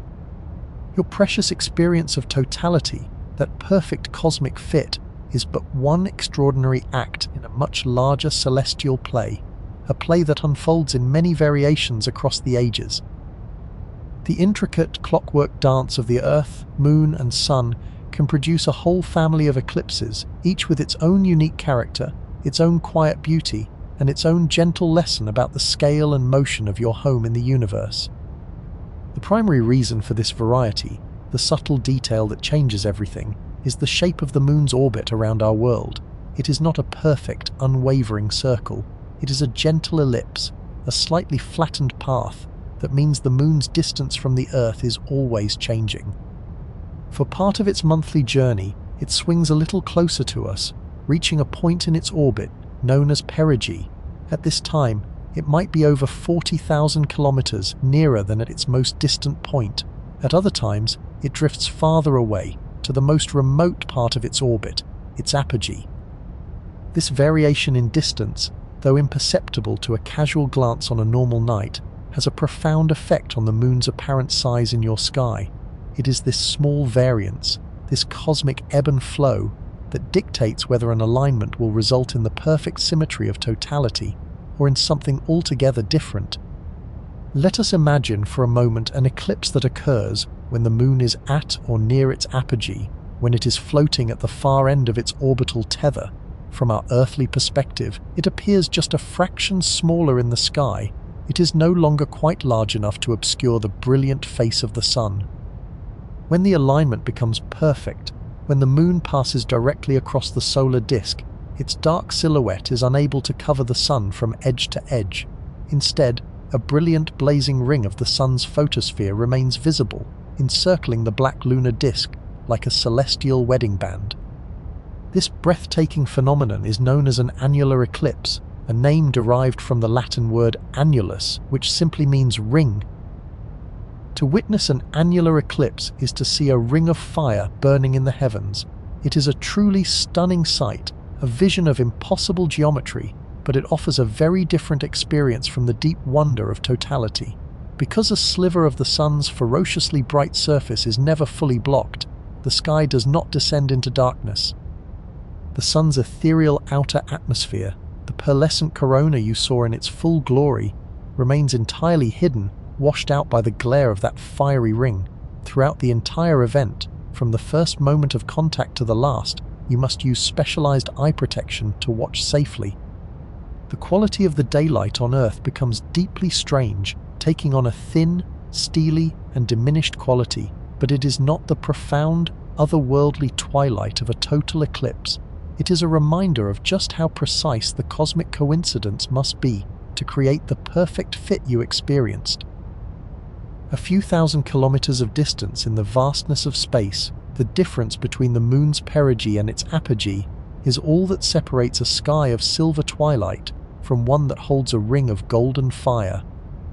Of course, for any total or annular eclipse to occur, for you to witness either the corona or the ring of fire, you must be in precisely the right place on Earth. You must be standing within the narrow path of the moon's central shadow, a corridor of darkness or near darkness that sweeps across the globe. For everyone else on the daytime side of the planet, spread across thousands of kilometers of land and sea on either side of that path, the alignment is less perfect. From their more oblique perspective, the moon appears to glide across only a portion of the sun. This is a partial eclipse, the most common way to experience this celestial alignment. You have almost certainly experienced a partial eclipse yourself at some point in your life, perhaps without even realizing what was happening. During such an event, the sun takes on the shape of a luminous crescent, as if a neat, circular bite has been taken out of it. The changes to the surrounding environment are often incredibly subtle and can go entirely unnoticed unless the sun is more than 80 or 90% covered. The sky might dim slightly, as if a thin veil of high-altitude cloud has drifted by, but there is no dramatic plunge into darkness, no sudden appearance of the stars. If you happen to be near a leafy tree, you may notice that the dappled light beneath its canopy has changed. Each tiny gap between the leaves acts as a natural pinhole camera, and instead of projecting little circles of light onto the ground, they project a multitude of tiny, shimmering crescents. While not as breathtaking as totality, a partial eclipse is still a wonderful and accessible opportunity to witness the solar system in motion, to see the moon's dark silhouette gliding silently and surely across the face of your home star. Finally, there is one more kind of eclipse, a beautiful and more gentle event where the cosmic roles are reversed. This happens on a night of the full moon, when the Earth itself moves directly between the sun and the moon. Now, it is our own world, that casts a long, tapering shadow into space, and it is the moon that passes through it. This is a total lunar eclipse.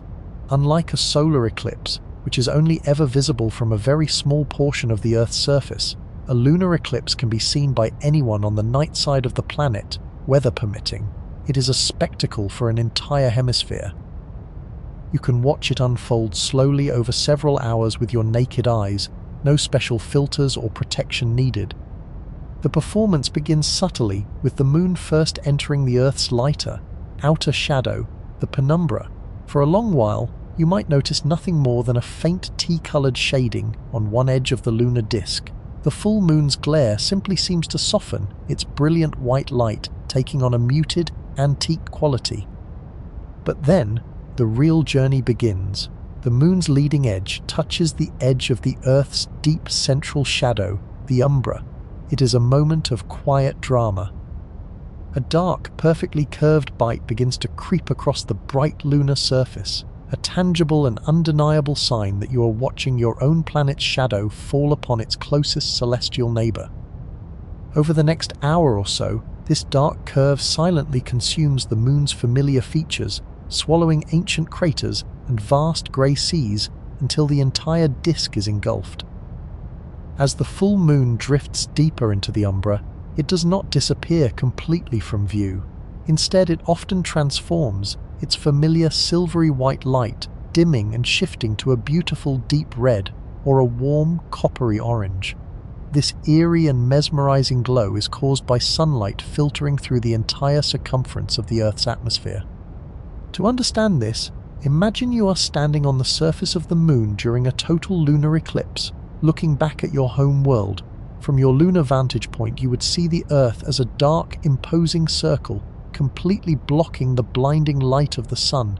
But the rim of that dark circle, the very edge of the planet, would be on fire. You would be witnessing a ring of light comprised of every single sunrise and every single sunset happening on Earth at that precise moment. It is this combined reddish light, bent and refracted by our planet's blanket of air, that is projected forward into space and onto the moon's waiting surface, giving it the famous blood moon appearance. The exact color and brightness of the eclipsed moon can vary enormously, depending on the state of the Earth's atmosphere at the time. If our planet's atmospheric ring is clear, the moon will glow with a bright coppery light. But if there has been significant volcanic activity on Earth, filling the stratosphere with fine dust and aerosols, much more of the sunlight will be blocked. In this case, the light reaching the moon is greatly diminished, and it can appear as a very dark charcoal grey or a deep brick red, sometimes almost disappearing from sight entirely. It is a soft, second-hand light, the filtered glow of all the world's dawns and dusks, painting the face of our celestial companion.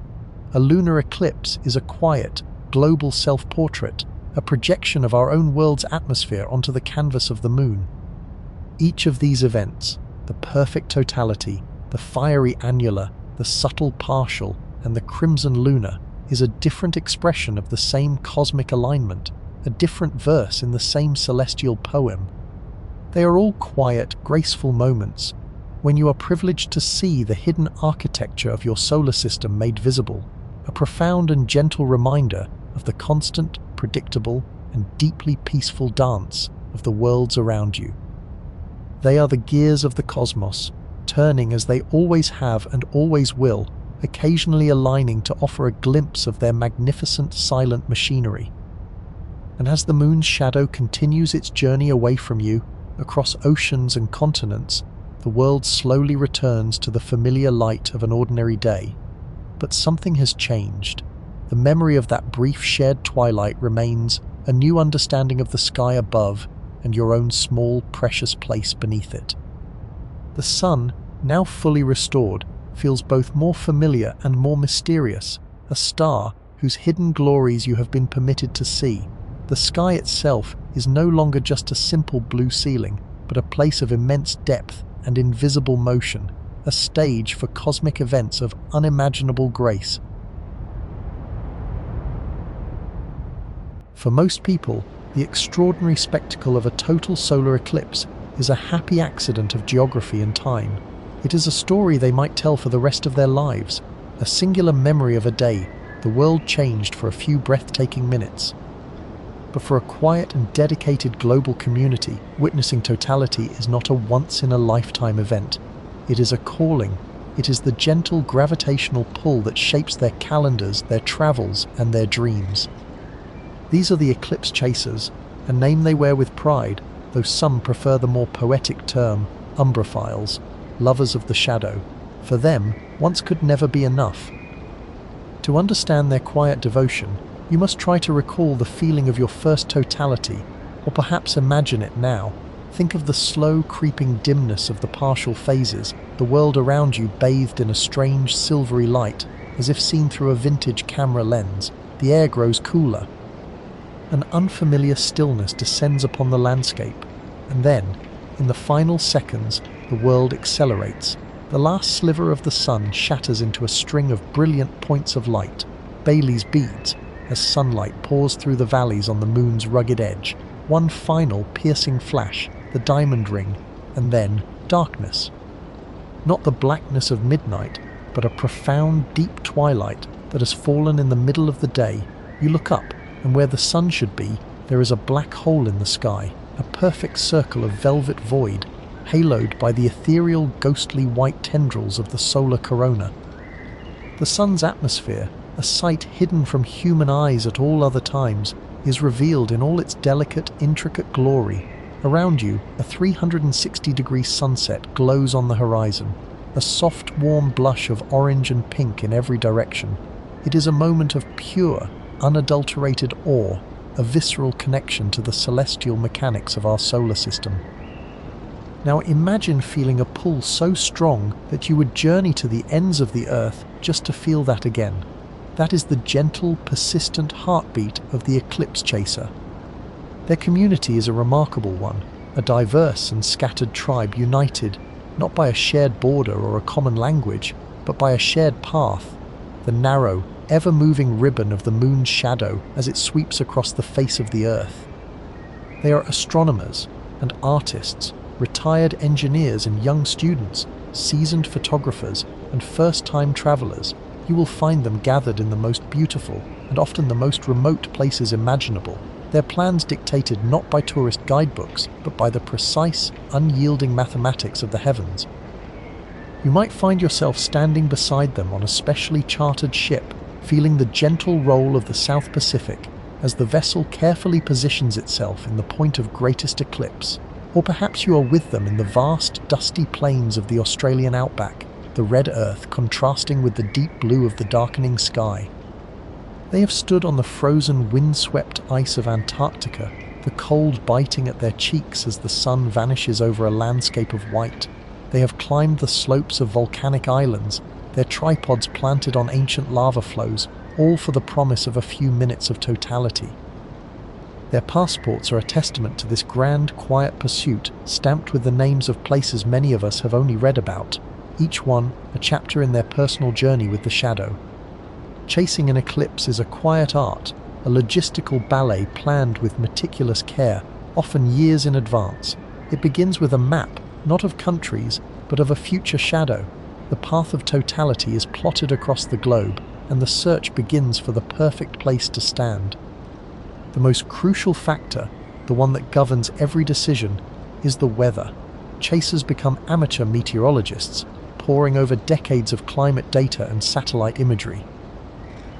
They study prevailing winds, seasonal cloud cover, and local weather phenomena, all to find a location with the highest possible probability of clear skies on that specific day, at that specific minute.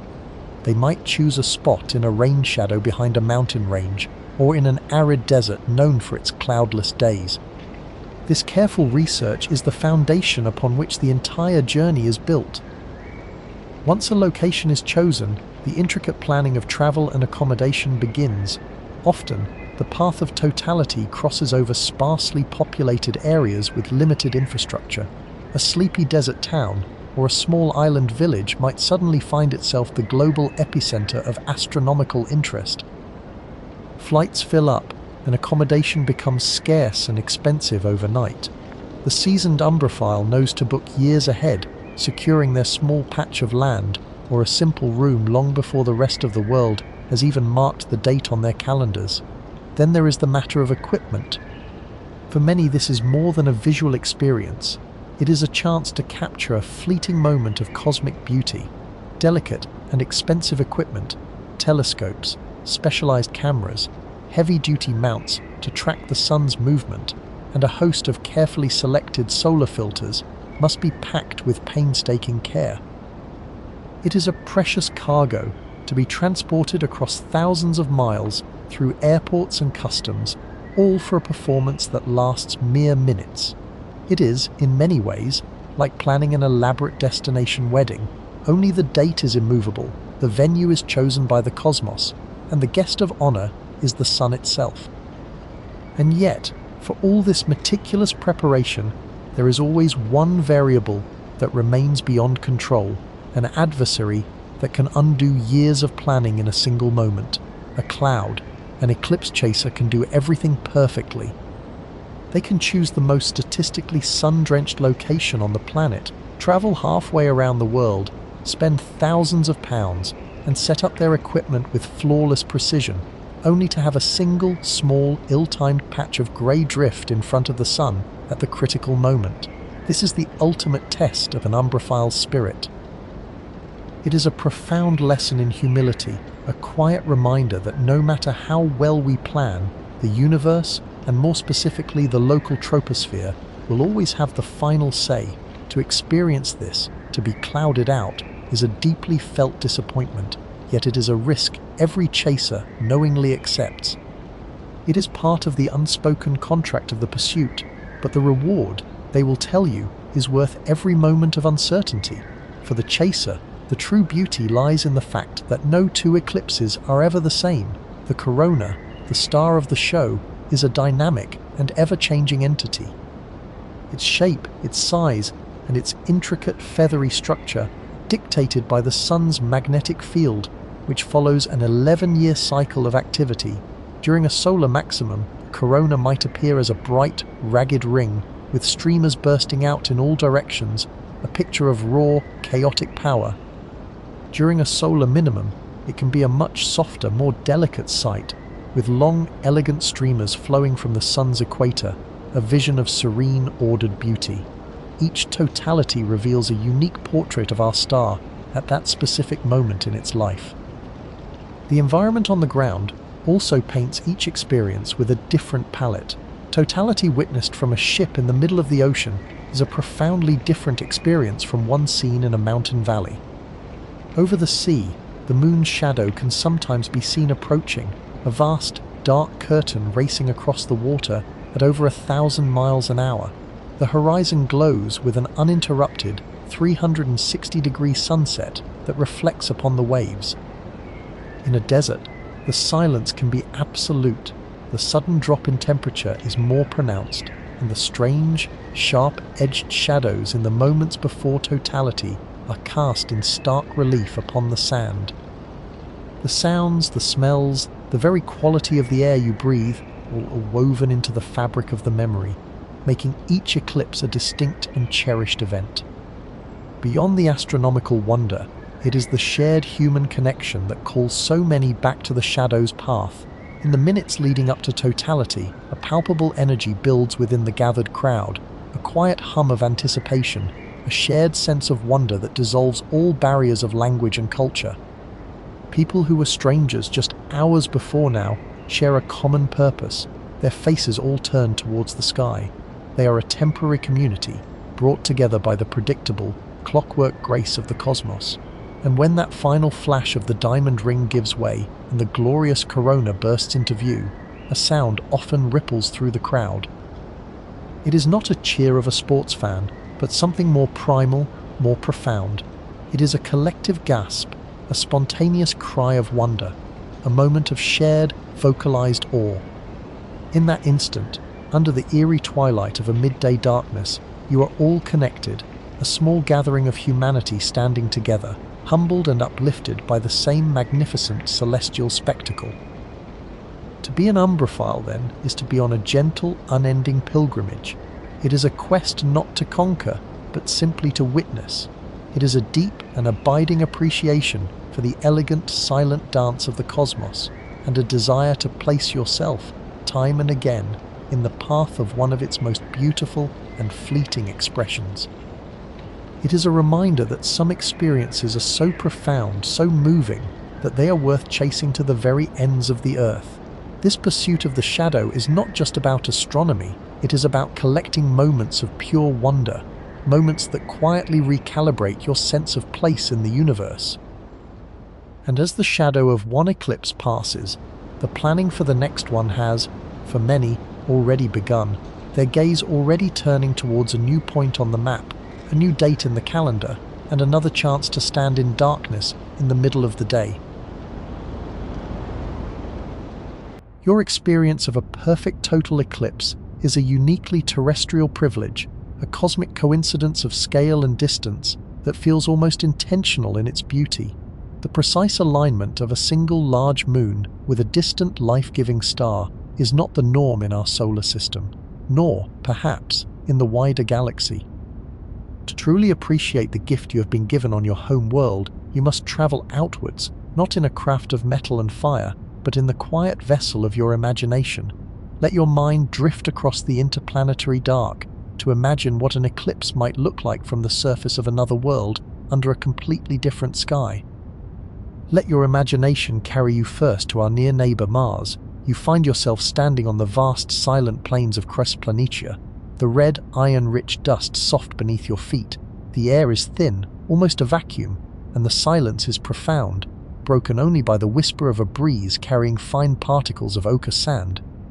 You look up at a sky that is not the familiar blue of home, but a pale butterscotch pink, a delicate color created by that same dust suspended high in the tenuous atmosphere. The sun, from this greater distance, appears noticeably smaller and less fierce than the one you know. Its light is gentler, casting long, soft-edged shadows across the undulating, crater-strewn landscape. The world around you is bathed in a perpetual, serene twilight. Mars has 2 moons, but they are nothing like our own reassuring silver sphere. They are Phobos and Deimos, fear and dread, tiny captured asteroids tumbling through the Martian sky. They are not grand orbs, but irregular potato-shaped rocks, their surfaces dark and pockmarked by countless impacts over eons. They are remnants of the solar system's chaotic youth, cosmic wanderers caught by the gentle gravity of Mars long ago. As you watch, the larger of the 2 Phobos begins its swift journey across the face of the sun. It moves with a surprising speed, a result of its incredibly low and fast orbit, completing a circuit of the planet in less than a Martian day. But this is not an eclipse in the way you understand it. It is what astronomers call a transit. Phobos, barely 27 kilometers across at its widest point, is far too small to cover the sun completely. Instead, you see a small, dark, lumpy shape begin to bite into the solar disk. It is a silhouette of imperfect, jagged edges against the distant fire. The event is fleeting, the entire passage lasting less than a minute. No dramatic twilight descends. The pale pink sky does not darken. No glorious corona bursts forth from a hidden edge. It is a curious and fascinating sight, a fleeting shadow, a celestial novelty that would be cherished by any observer, but it does not bring the sublime, world-altering transformation you witnessed on Earth. It is a reminder that even next door, in a place so similar in many ways, the celestial mechanics are profoundly different. Now allow your mind to journey further out, past the rocky belt of asteroids, into the realm of the gas giants, a place of unimaginable scale and power. Imagine yourself not on a solid surface, but floating, buoyant and serene, high in the turbulent, multicolored atmosphere of Jupiter. Below you, the world is an artist's palette of swirling storms, of cream-colored bands of ammonia ice and deeper, rust-hued clouds of ammonium hydrosulfide. The sun from here, almost 800 million kilometers away, is just a small, intensely bright star, its light struggling to penetrate the thick, churning layers of gas far beneath you. Yet its brilliance is still enough to illuminate this grand stage. And what a stage it is! The Jovian sky is not empty, save for one familiar companion. It is full of moons. Jupiter is a miniature solar system in itself, a gravitational monarch attended by a court of dozens of satellites. Among them are 4 huge worlds, discovered by Galileo and forever changing our place in the universe: Io, Europa, Ganymede, and Callisto. Each is a planet in its own right, with its own unique character. From your calm vantage point, you would not witness a single rare eclipse. Instead, you would be the audience to a constant, complex interplay of light and shadow, a silent planetary ballet. You might watch the shadow of volcanic Io, a perfect, inky black circle, as it races across the swirling cloud tops.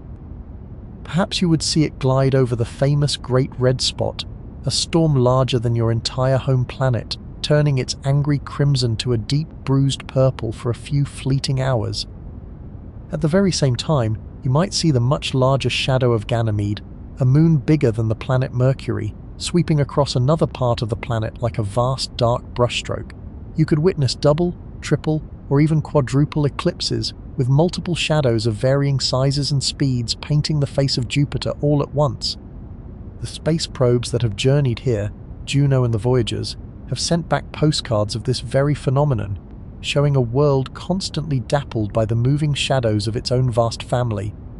It is a spectacle of perpetual motion and overlapping geometries, beautiful and complex, but it is the planet itself that experiences the eclipse, not the observer floating high above. The shadows are cast upon the canvas, not upon you.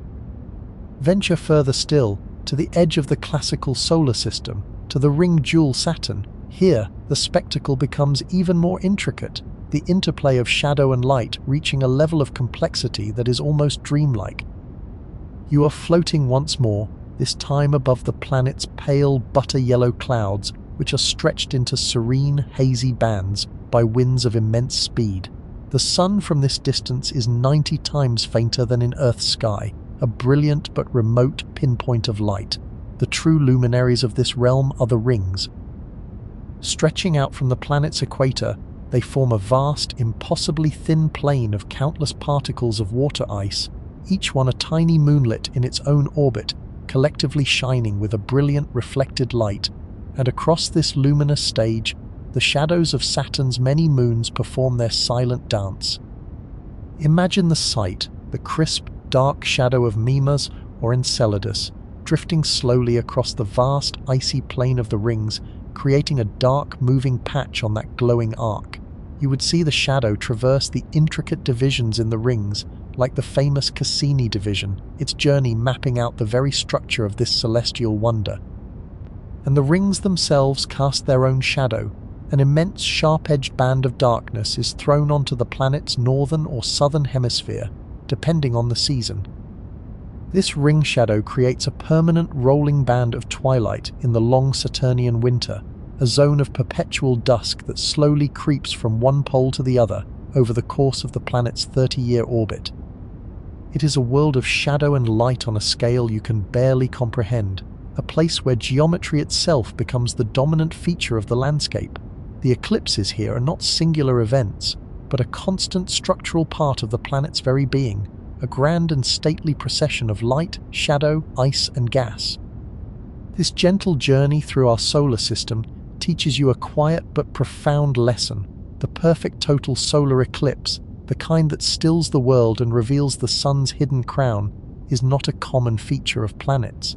It is a gift of your specific and very special circumstances.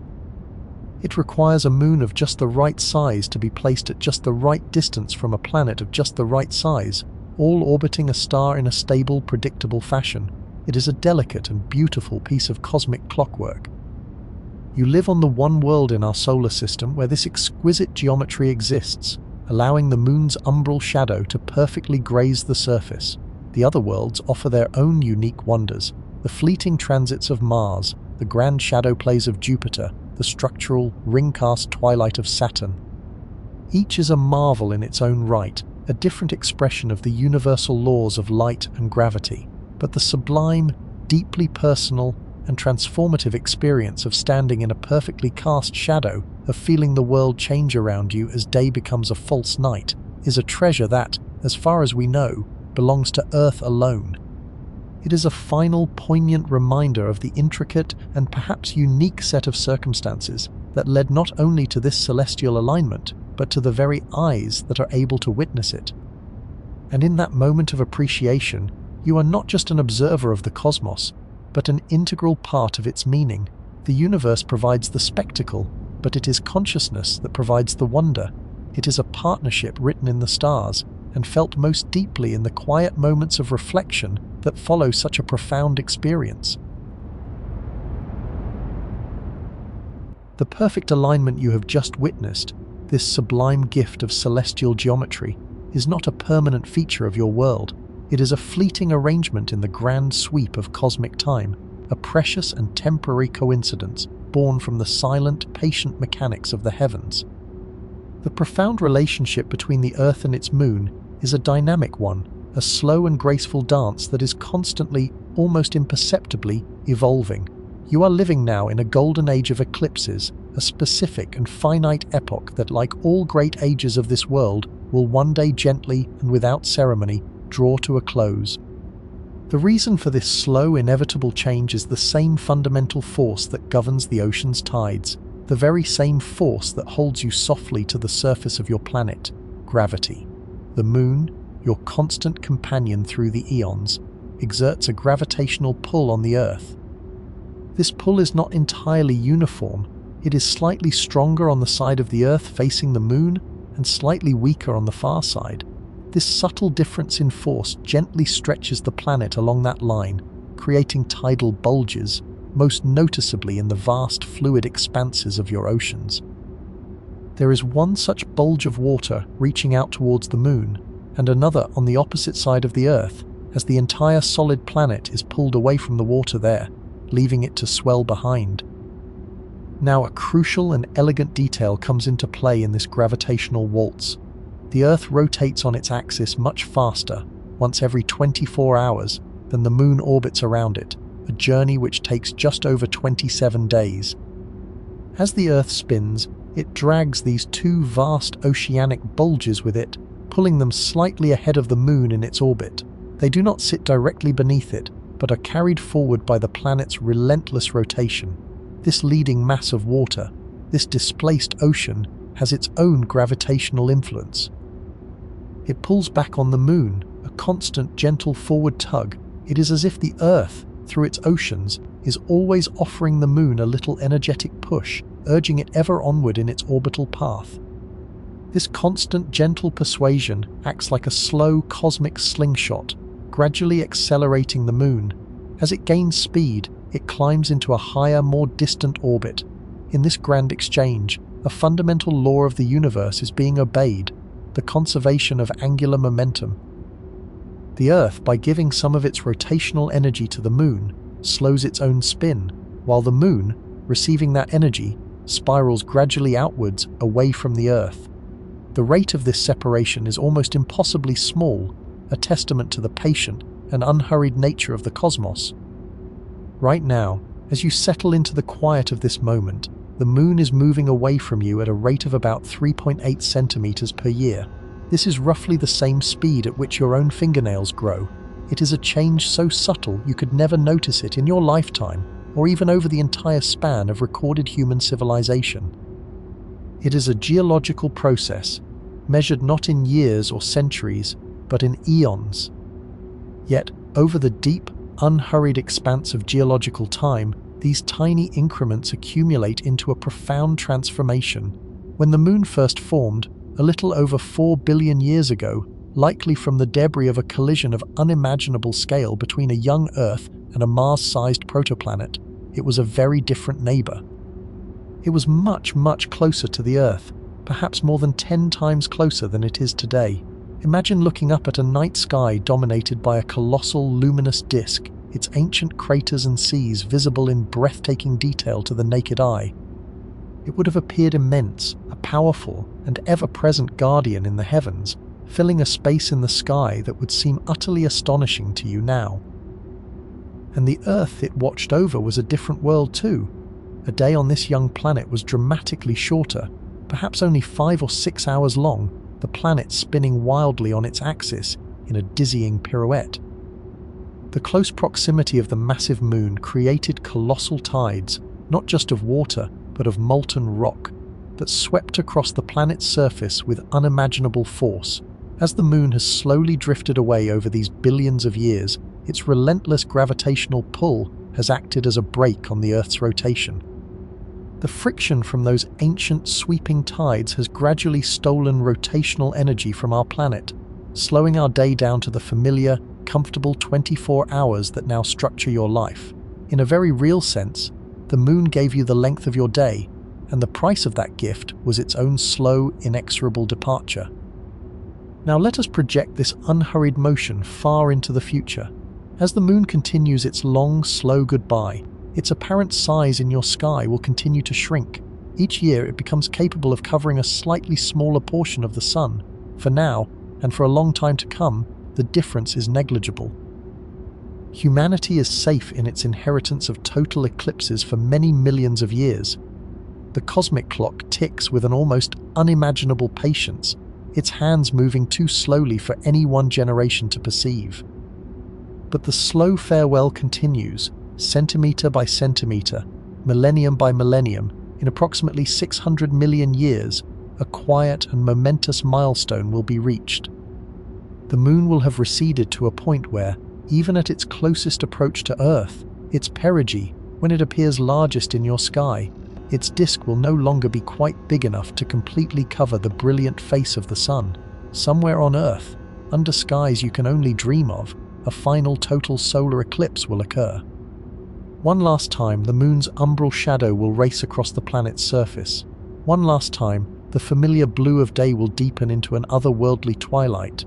One last time, the sun's magnificent corona will blaze forth in the darkened sky, a final, silent spectacle for the world. And then, it will be over. From that day forward, for all the remaining billions of years of the Earth's existence, a total solar eclipse will be a physical impossibility. Every central eclipse where the sun, moon, and Earth are perfectly aligned will be an annular one. The ring of fire, beautiful in its own right, will become the only show available. The perfect fit will have been lost forever. The sublime spectacle of the corona, the ethereal diamond ring, the sudden plunge into darkness, these wonders will become things of the past, a story told in ancient rocks and astronomical data, a spectacle no future inhabitant of Earth, whatever form they may take, will ever see firsthand.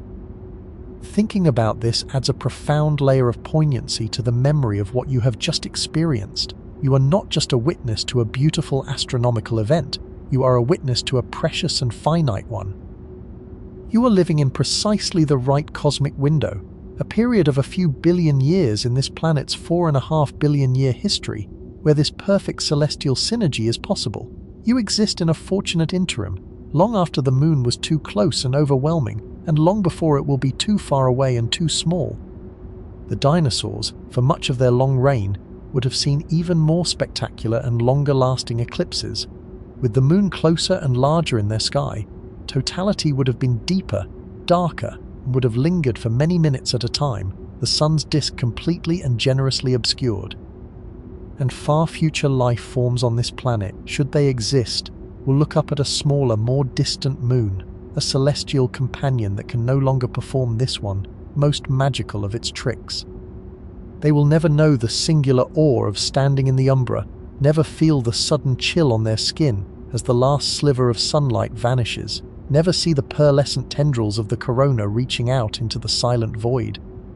Your moment of totality, that fleeting period of wonder, was a snapshot of a slowly changing, dynamic system. It serves as a quiet reminder that even the most seemingly permanent features of your world, the sun in the sky, the moon in its orbit, the very length of your day, are in a state of constant, slow, and graceful evolution. The universe is not a static museum piece, set behind glass for all time. It is a living, breathing, endlessly unfolding entity, a grand, unfinished symphony, of which you have heard but a single, perfect chord. You are fortunate enough to have a front row seat during one of its most beautiful and most temporary performances. You have seen a perfect moment in a universe of endless change, a brief intersection of light and shadow that was only possible now in your time. And as the memory of that shadow settles into your mind, a deeper understanding of light begins to emerge. You have journeyed with us to the path of totality, stood on the solid ground of your own world, and felt the day turn to a deep and sudden twilight. You have felt the chill descend, a cool breath on your skin that spoke of the sun's warmth being temporarily withheld. You have looked up, perhaps through the safety of special glasses, or perhaps with the naked eye during those fleeting precious moments of totality, and seen the impossible. You have seen the black disk of the moon perfectly framed by the sun's ethereal silver-white corona, a sight that has stirred the human soul for millennia. The experience from the ground is visceral, immediate, and profoundly personal. It is a connection to the cosmos that you feel in your very bones. Now, for our final shift in perspective, we invite you to leave the ground behind. Let go of the feeling of gravity, the scent of the dampening earth, and the collective hush of the crowd around you. Allow your imagination to carry you upwards, rising higher and higher through the thin blue veil of the atmosphere until the sky above is no longer blue, but a profound and velvety blackness, punctured by the steady, unwinking light of distant stars. You are now floating, weightless and serene, within the quiet, humming sanctuary of the International Space Station. You are an astronaut, an observer not from the world, but of the world, orbiting silently some 400 kilometers above its surface. From your privileged vantage point, perhaps looking through the 7-paned bay window of the Cupola Observatory module, the Earth unfolds below you as a masterpiece of impossible beauty. It is a living, breathing sphere, a vibrant marble of swirling white cloud, deep sapphire oceans, and the familiar earthy tones of the continents, ochre, terracotta, and every shade of green. The planet turns with a silent, steady grace, its colors and textures a constant flowing spectacle. The thin, luminous curve of the atmosphere, a delicate line of electric blue, is all that separates your home from the infinite vacuum of space. Every 92 minutes, you complete a full circuit of this world, witnessing 16 sunrises and 16 sunsets in a single Earth day. It is a rhythm that redefines time, a viewpoint that dissolves borders and reveals the planet in its true unified form. Today, however, your gaze is not fixed on the sunrise, nor on the familiar patterns of coastlines, or the sprawling, glittering networks of cities as they light up on the night side. Today, you are searching for something far more unusual, a celestial alignment made visible on the face of the planet itself. You know that down below on that sunlit curve of the Earth, a total solar eclipse is in progress. From your position high above, you are outside the narrow, tapering cone of the moon's shadow. You will not see the sun being occulted by the moon. The geometry of your orbit does not permit it. Instead, you are positioned to witness something arguably just as profound. You are going to see the eclipse from the other side. You are going to see the shadow. As your orbital path carries you over the vast, sun-drenched expanse of an ocean, you begin to scan the bright face of the Earth. At first, there is nothing but the familiar interplay of light and shadow, the soft, diffuse edges of cloud formations, the sharp, dark line of the Terminator, where day slides into night on the far horizon. But then, as you glide silently onwards at nearly 8 kilometers per second, you see it. It appears on the sunlit hemisphere, a phenomenon that at first seems to defy logic. It is a patch of darkness, a deep and definite stain on the daylight. It is the moon's shadow projected across interplanetary space, now making contact with the surface of the Earth.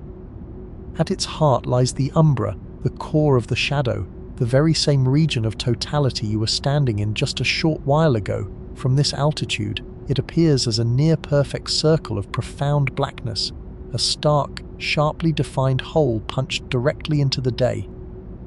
It looks like a great dark pupil, an eye staring back at the cosmos from the face of the planet. It is an island of night, adrift in a sea of brilliant sunshine. The sight is utterly silent, devoid of the drama you know is unfolding on the ground. There are no gasps of wonder that can reach you here, no sudden drop in temperature to feel. There is only this majestic, silent procession, a cosmic event rendered as a purely visual spectacle of light and its absence. Surrounding this core of blackness is a much larger, more diffuse ring of grey. This is the penumbra, the moon's fainter, outer shadow. It covers a vast territory, a region where observers on the ground are witnessing a partial eclipse, where the sun appears as a crescent of diminishing size. From your orbital perspective, the penumbra is a gentle gradient of twilight, its edges soft and indistinct as they blend back into the full light of day. It is a subtle bruising on the planet's sun-kissed skin, but your focus, your entire attention, is drawn irresistibly back to that traveling circle of absolute night at its center. You are watching a localized nightfall occur in the middle of the afternoon, a contained and mobile darkness sweeping across the world. You watch, mesmerized, as the shadow glides with an unhurried, inexorable purpose. You see it traverse the deep, textured blue of the Atlantic Ocean, its crisp, dark edge, a startling contrast against the brilliant white of the clouds below. For the clouds caught within the umbra, their brightness is extinguished, rendering them momentarily invisible within the roving void. Then you witness the shadow make landfall. It sweeps over a coastline, perhaps the western edge of Europe or the shores of North America, and begins its silent journey inland. It flows over mountain ranges, across plains and forests, a dark wave washing over the surface. The sheer scale of the planetary systems at play becomes breathtakingly clear. This view provides a sense of perspective that is simply impossible from the ground.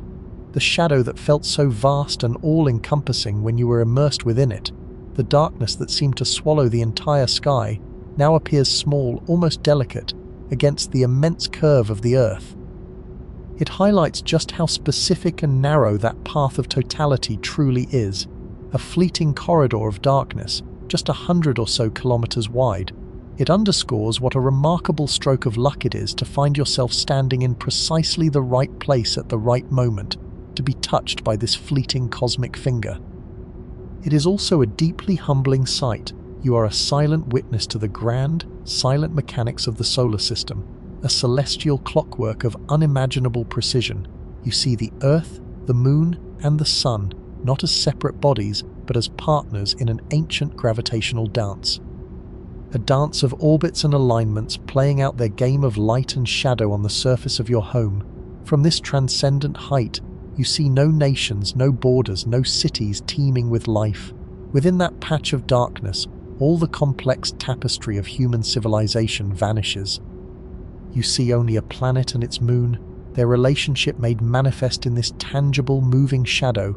It is a moment of pure, unfiltered astronomy. And yet, you know that within that small circle of night are millions of your fellow human beings. You can imagine them, gathered in fields, on rooftops, and along remote highways, their faces all turned upward to the sky, their voices joined in a collective chorus of awe. They are looking up at the eclipsed sun, and you, from your quiet perch in the heavens, are looking down upon them.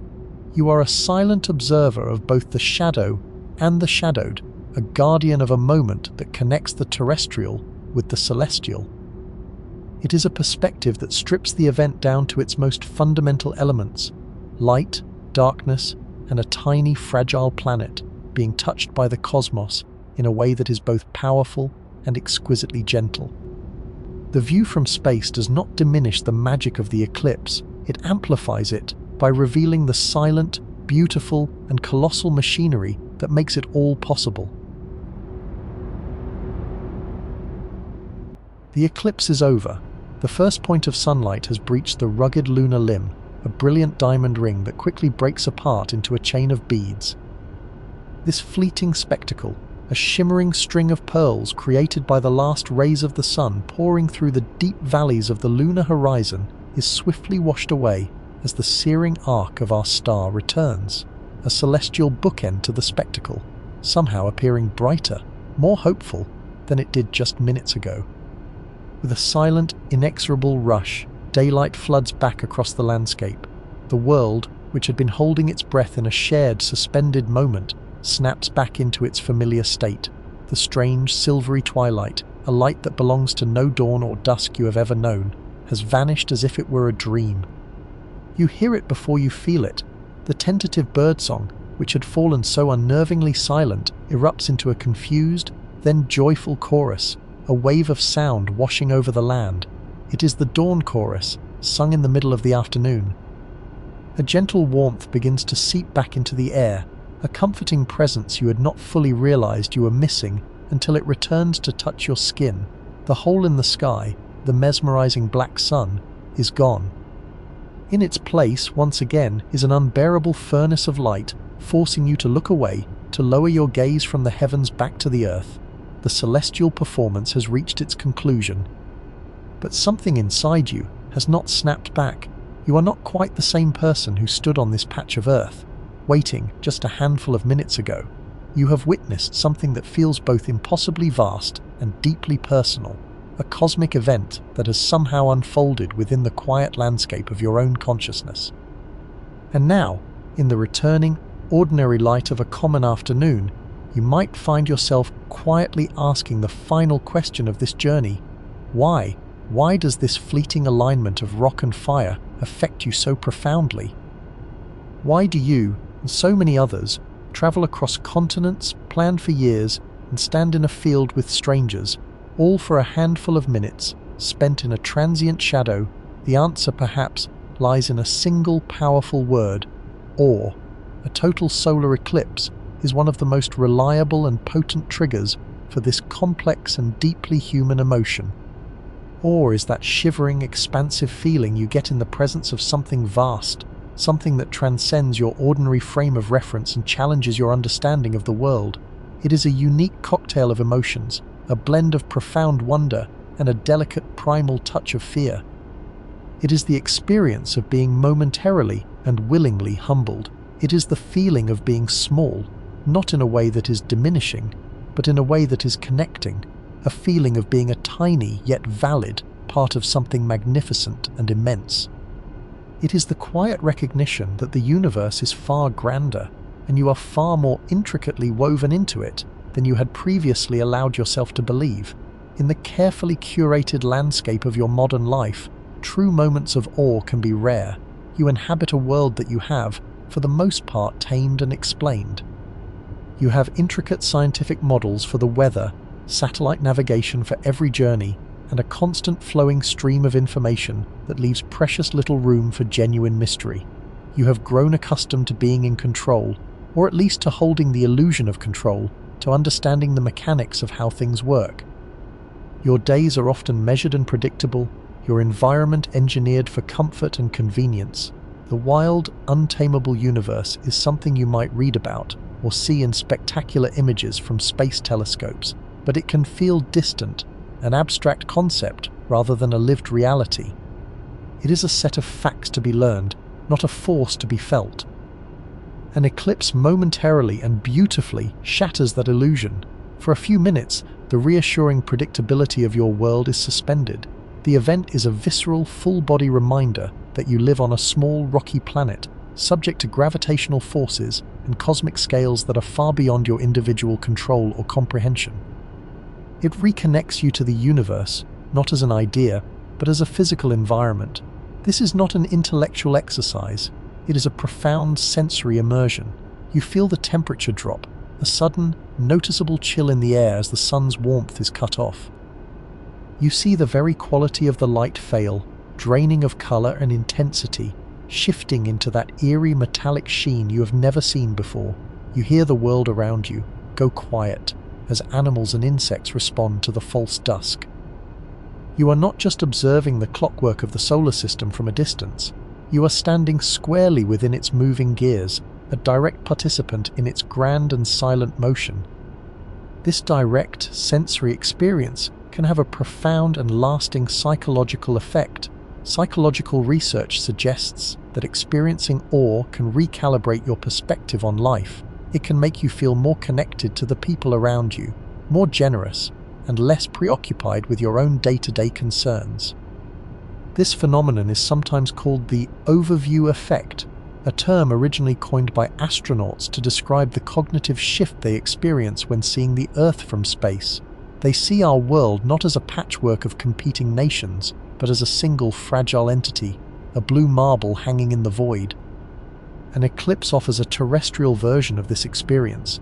It grants you a sudden, clarifying sense of perspective. Your own problems and anxieties, which can feel so large and insurmountable in the echo chamber of your daily life, seem to shrink and find their proper scale when compared to the silent, breathtaking sight of the sun's corona, a ghostly silver fire blazing in a sapphire-dark sky. This perhaps is what the dedicated eclipse chasers are really seeking, not just a beautiful astronomical sight, but a reset for the soul, a moment of cognitive recalibration that washes away the trivial and reinforces the profound. As you begin to slowly pack up your equipment, carefully placing your glasses in their case and folding the tripod, you carry the memory of that sight, not just as a picture, but as a feeling. The image of the black sun, perfectly silhouetted and haloed with pearlescent light, is imprinted on the back of your mind. It will surface unbidden in quiet moments for years to come. You have been a direct witness to the sublime mechanics of the cosmos. You have seen the hidden, ethereal face of your own star, an atmosphere of incandescent gas 1,000,000 times fainter than the sun itself, visible to you only because of this perfect, fleeting alignment. You have stood within a cone of shadow that began its journey thousands of kilometers away, perhaps over a frozen ocean or a distant, uninhabited land, a shadow that has traveled across the surface of the Earth at supersonic speed to find you, standing here at this exact moment in time. And you were not alone. You have shared a moment of collective, unspoken wonder with every other person scattered along this path of totality. For a few minutes, the strangers beside you were not strangers at all, but fellow travelers, united by a shared upward gaze. Beyond this, you have felt an intangible connection to every human in history who has ever looked up in fear, reverence, or dawning understanding at this very same sight.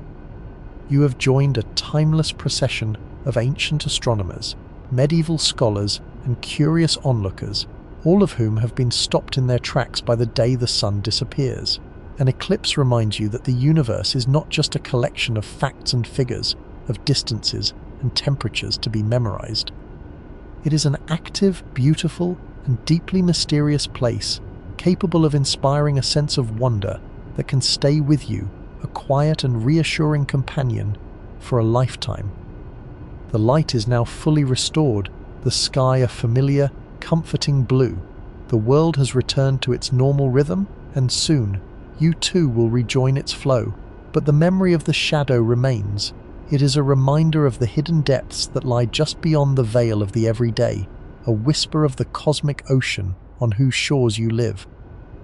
And as you leave this place, you might find yourself carrying not just the memory of what you saw, but a new curiosity about the countless other secrets the universe holds, waiting patiently to be discovered. The sky above you now is a deep, tranquil indigo, settling into the familiar darkness of a summer's night, where the impossible black disk once hung. The first stars are beginning to materialize. Perhaps you can trace the summer triangle with bright Vega almost directly overhead, its blue-white light having traveled 25 years to reach you. The moon, your silent partner in today's celestial alignment, has reappeared as the most slender crescent, a quiet promise that its cycle of phases will continue, undisturbed. The sun has long since set in its ordinary, predictable way, leaving behind the profound peace that only true darkness can bring. The world feels settled again, the air still and cool against your skin, a lingering echo of the shadows passing. The brief, breathtaking strangeness of midday twilight has dissolved, leaving behind a deep sense of calm and the indelible image of the sun's corona, its pearlescent tendrils of plasma etched into your memory. You have traveled through the science of orbital mechanics, the history of human awe, and the sheer, unscripted wonder of a total solar eclipse. For a few fleeting minutes, you stood within the moon's umbral shadow and felt the universe pivot on a single, astonishing point of darkness. This profound connection to the cosmos is always there, just beyond the blue veil of our atmosphere, or the soft glow of our towns and cities. The stars are always shining, their ancient light traveling across unimaginable distances. The planets are always tracing their gravitational paths, and the moon is always continuing its slow spiraling journey away from the Earth, a few centimeters each year. The grand, silent clockwork of the solar system is always turning, its intricate dance of gravity and light proceeding whether we are there to witness it or not. Today, you were simply offered a rare chance to see the gears moving. You were reminded of the vast, beautiful and intricate system of which you are a quiet part. As you settle into your rest now, let the steady rhythm of that celestial clockwork soothe you. Let the memory of the black sun be a gentle reminder of the hidden wonders that lie just beyond our everyday perception, waiting for the perfect moment to be revealed. Sleep well. This has been Sleepy Stories.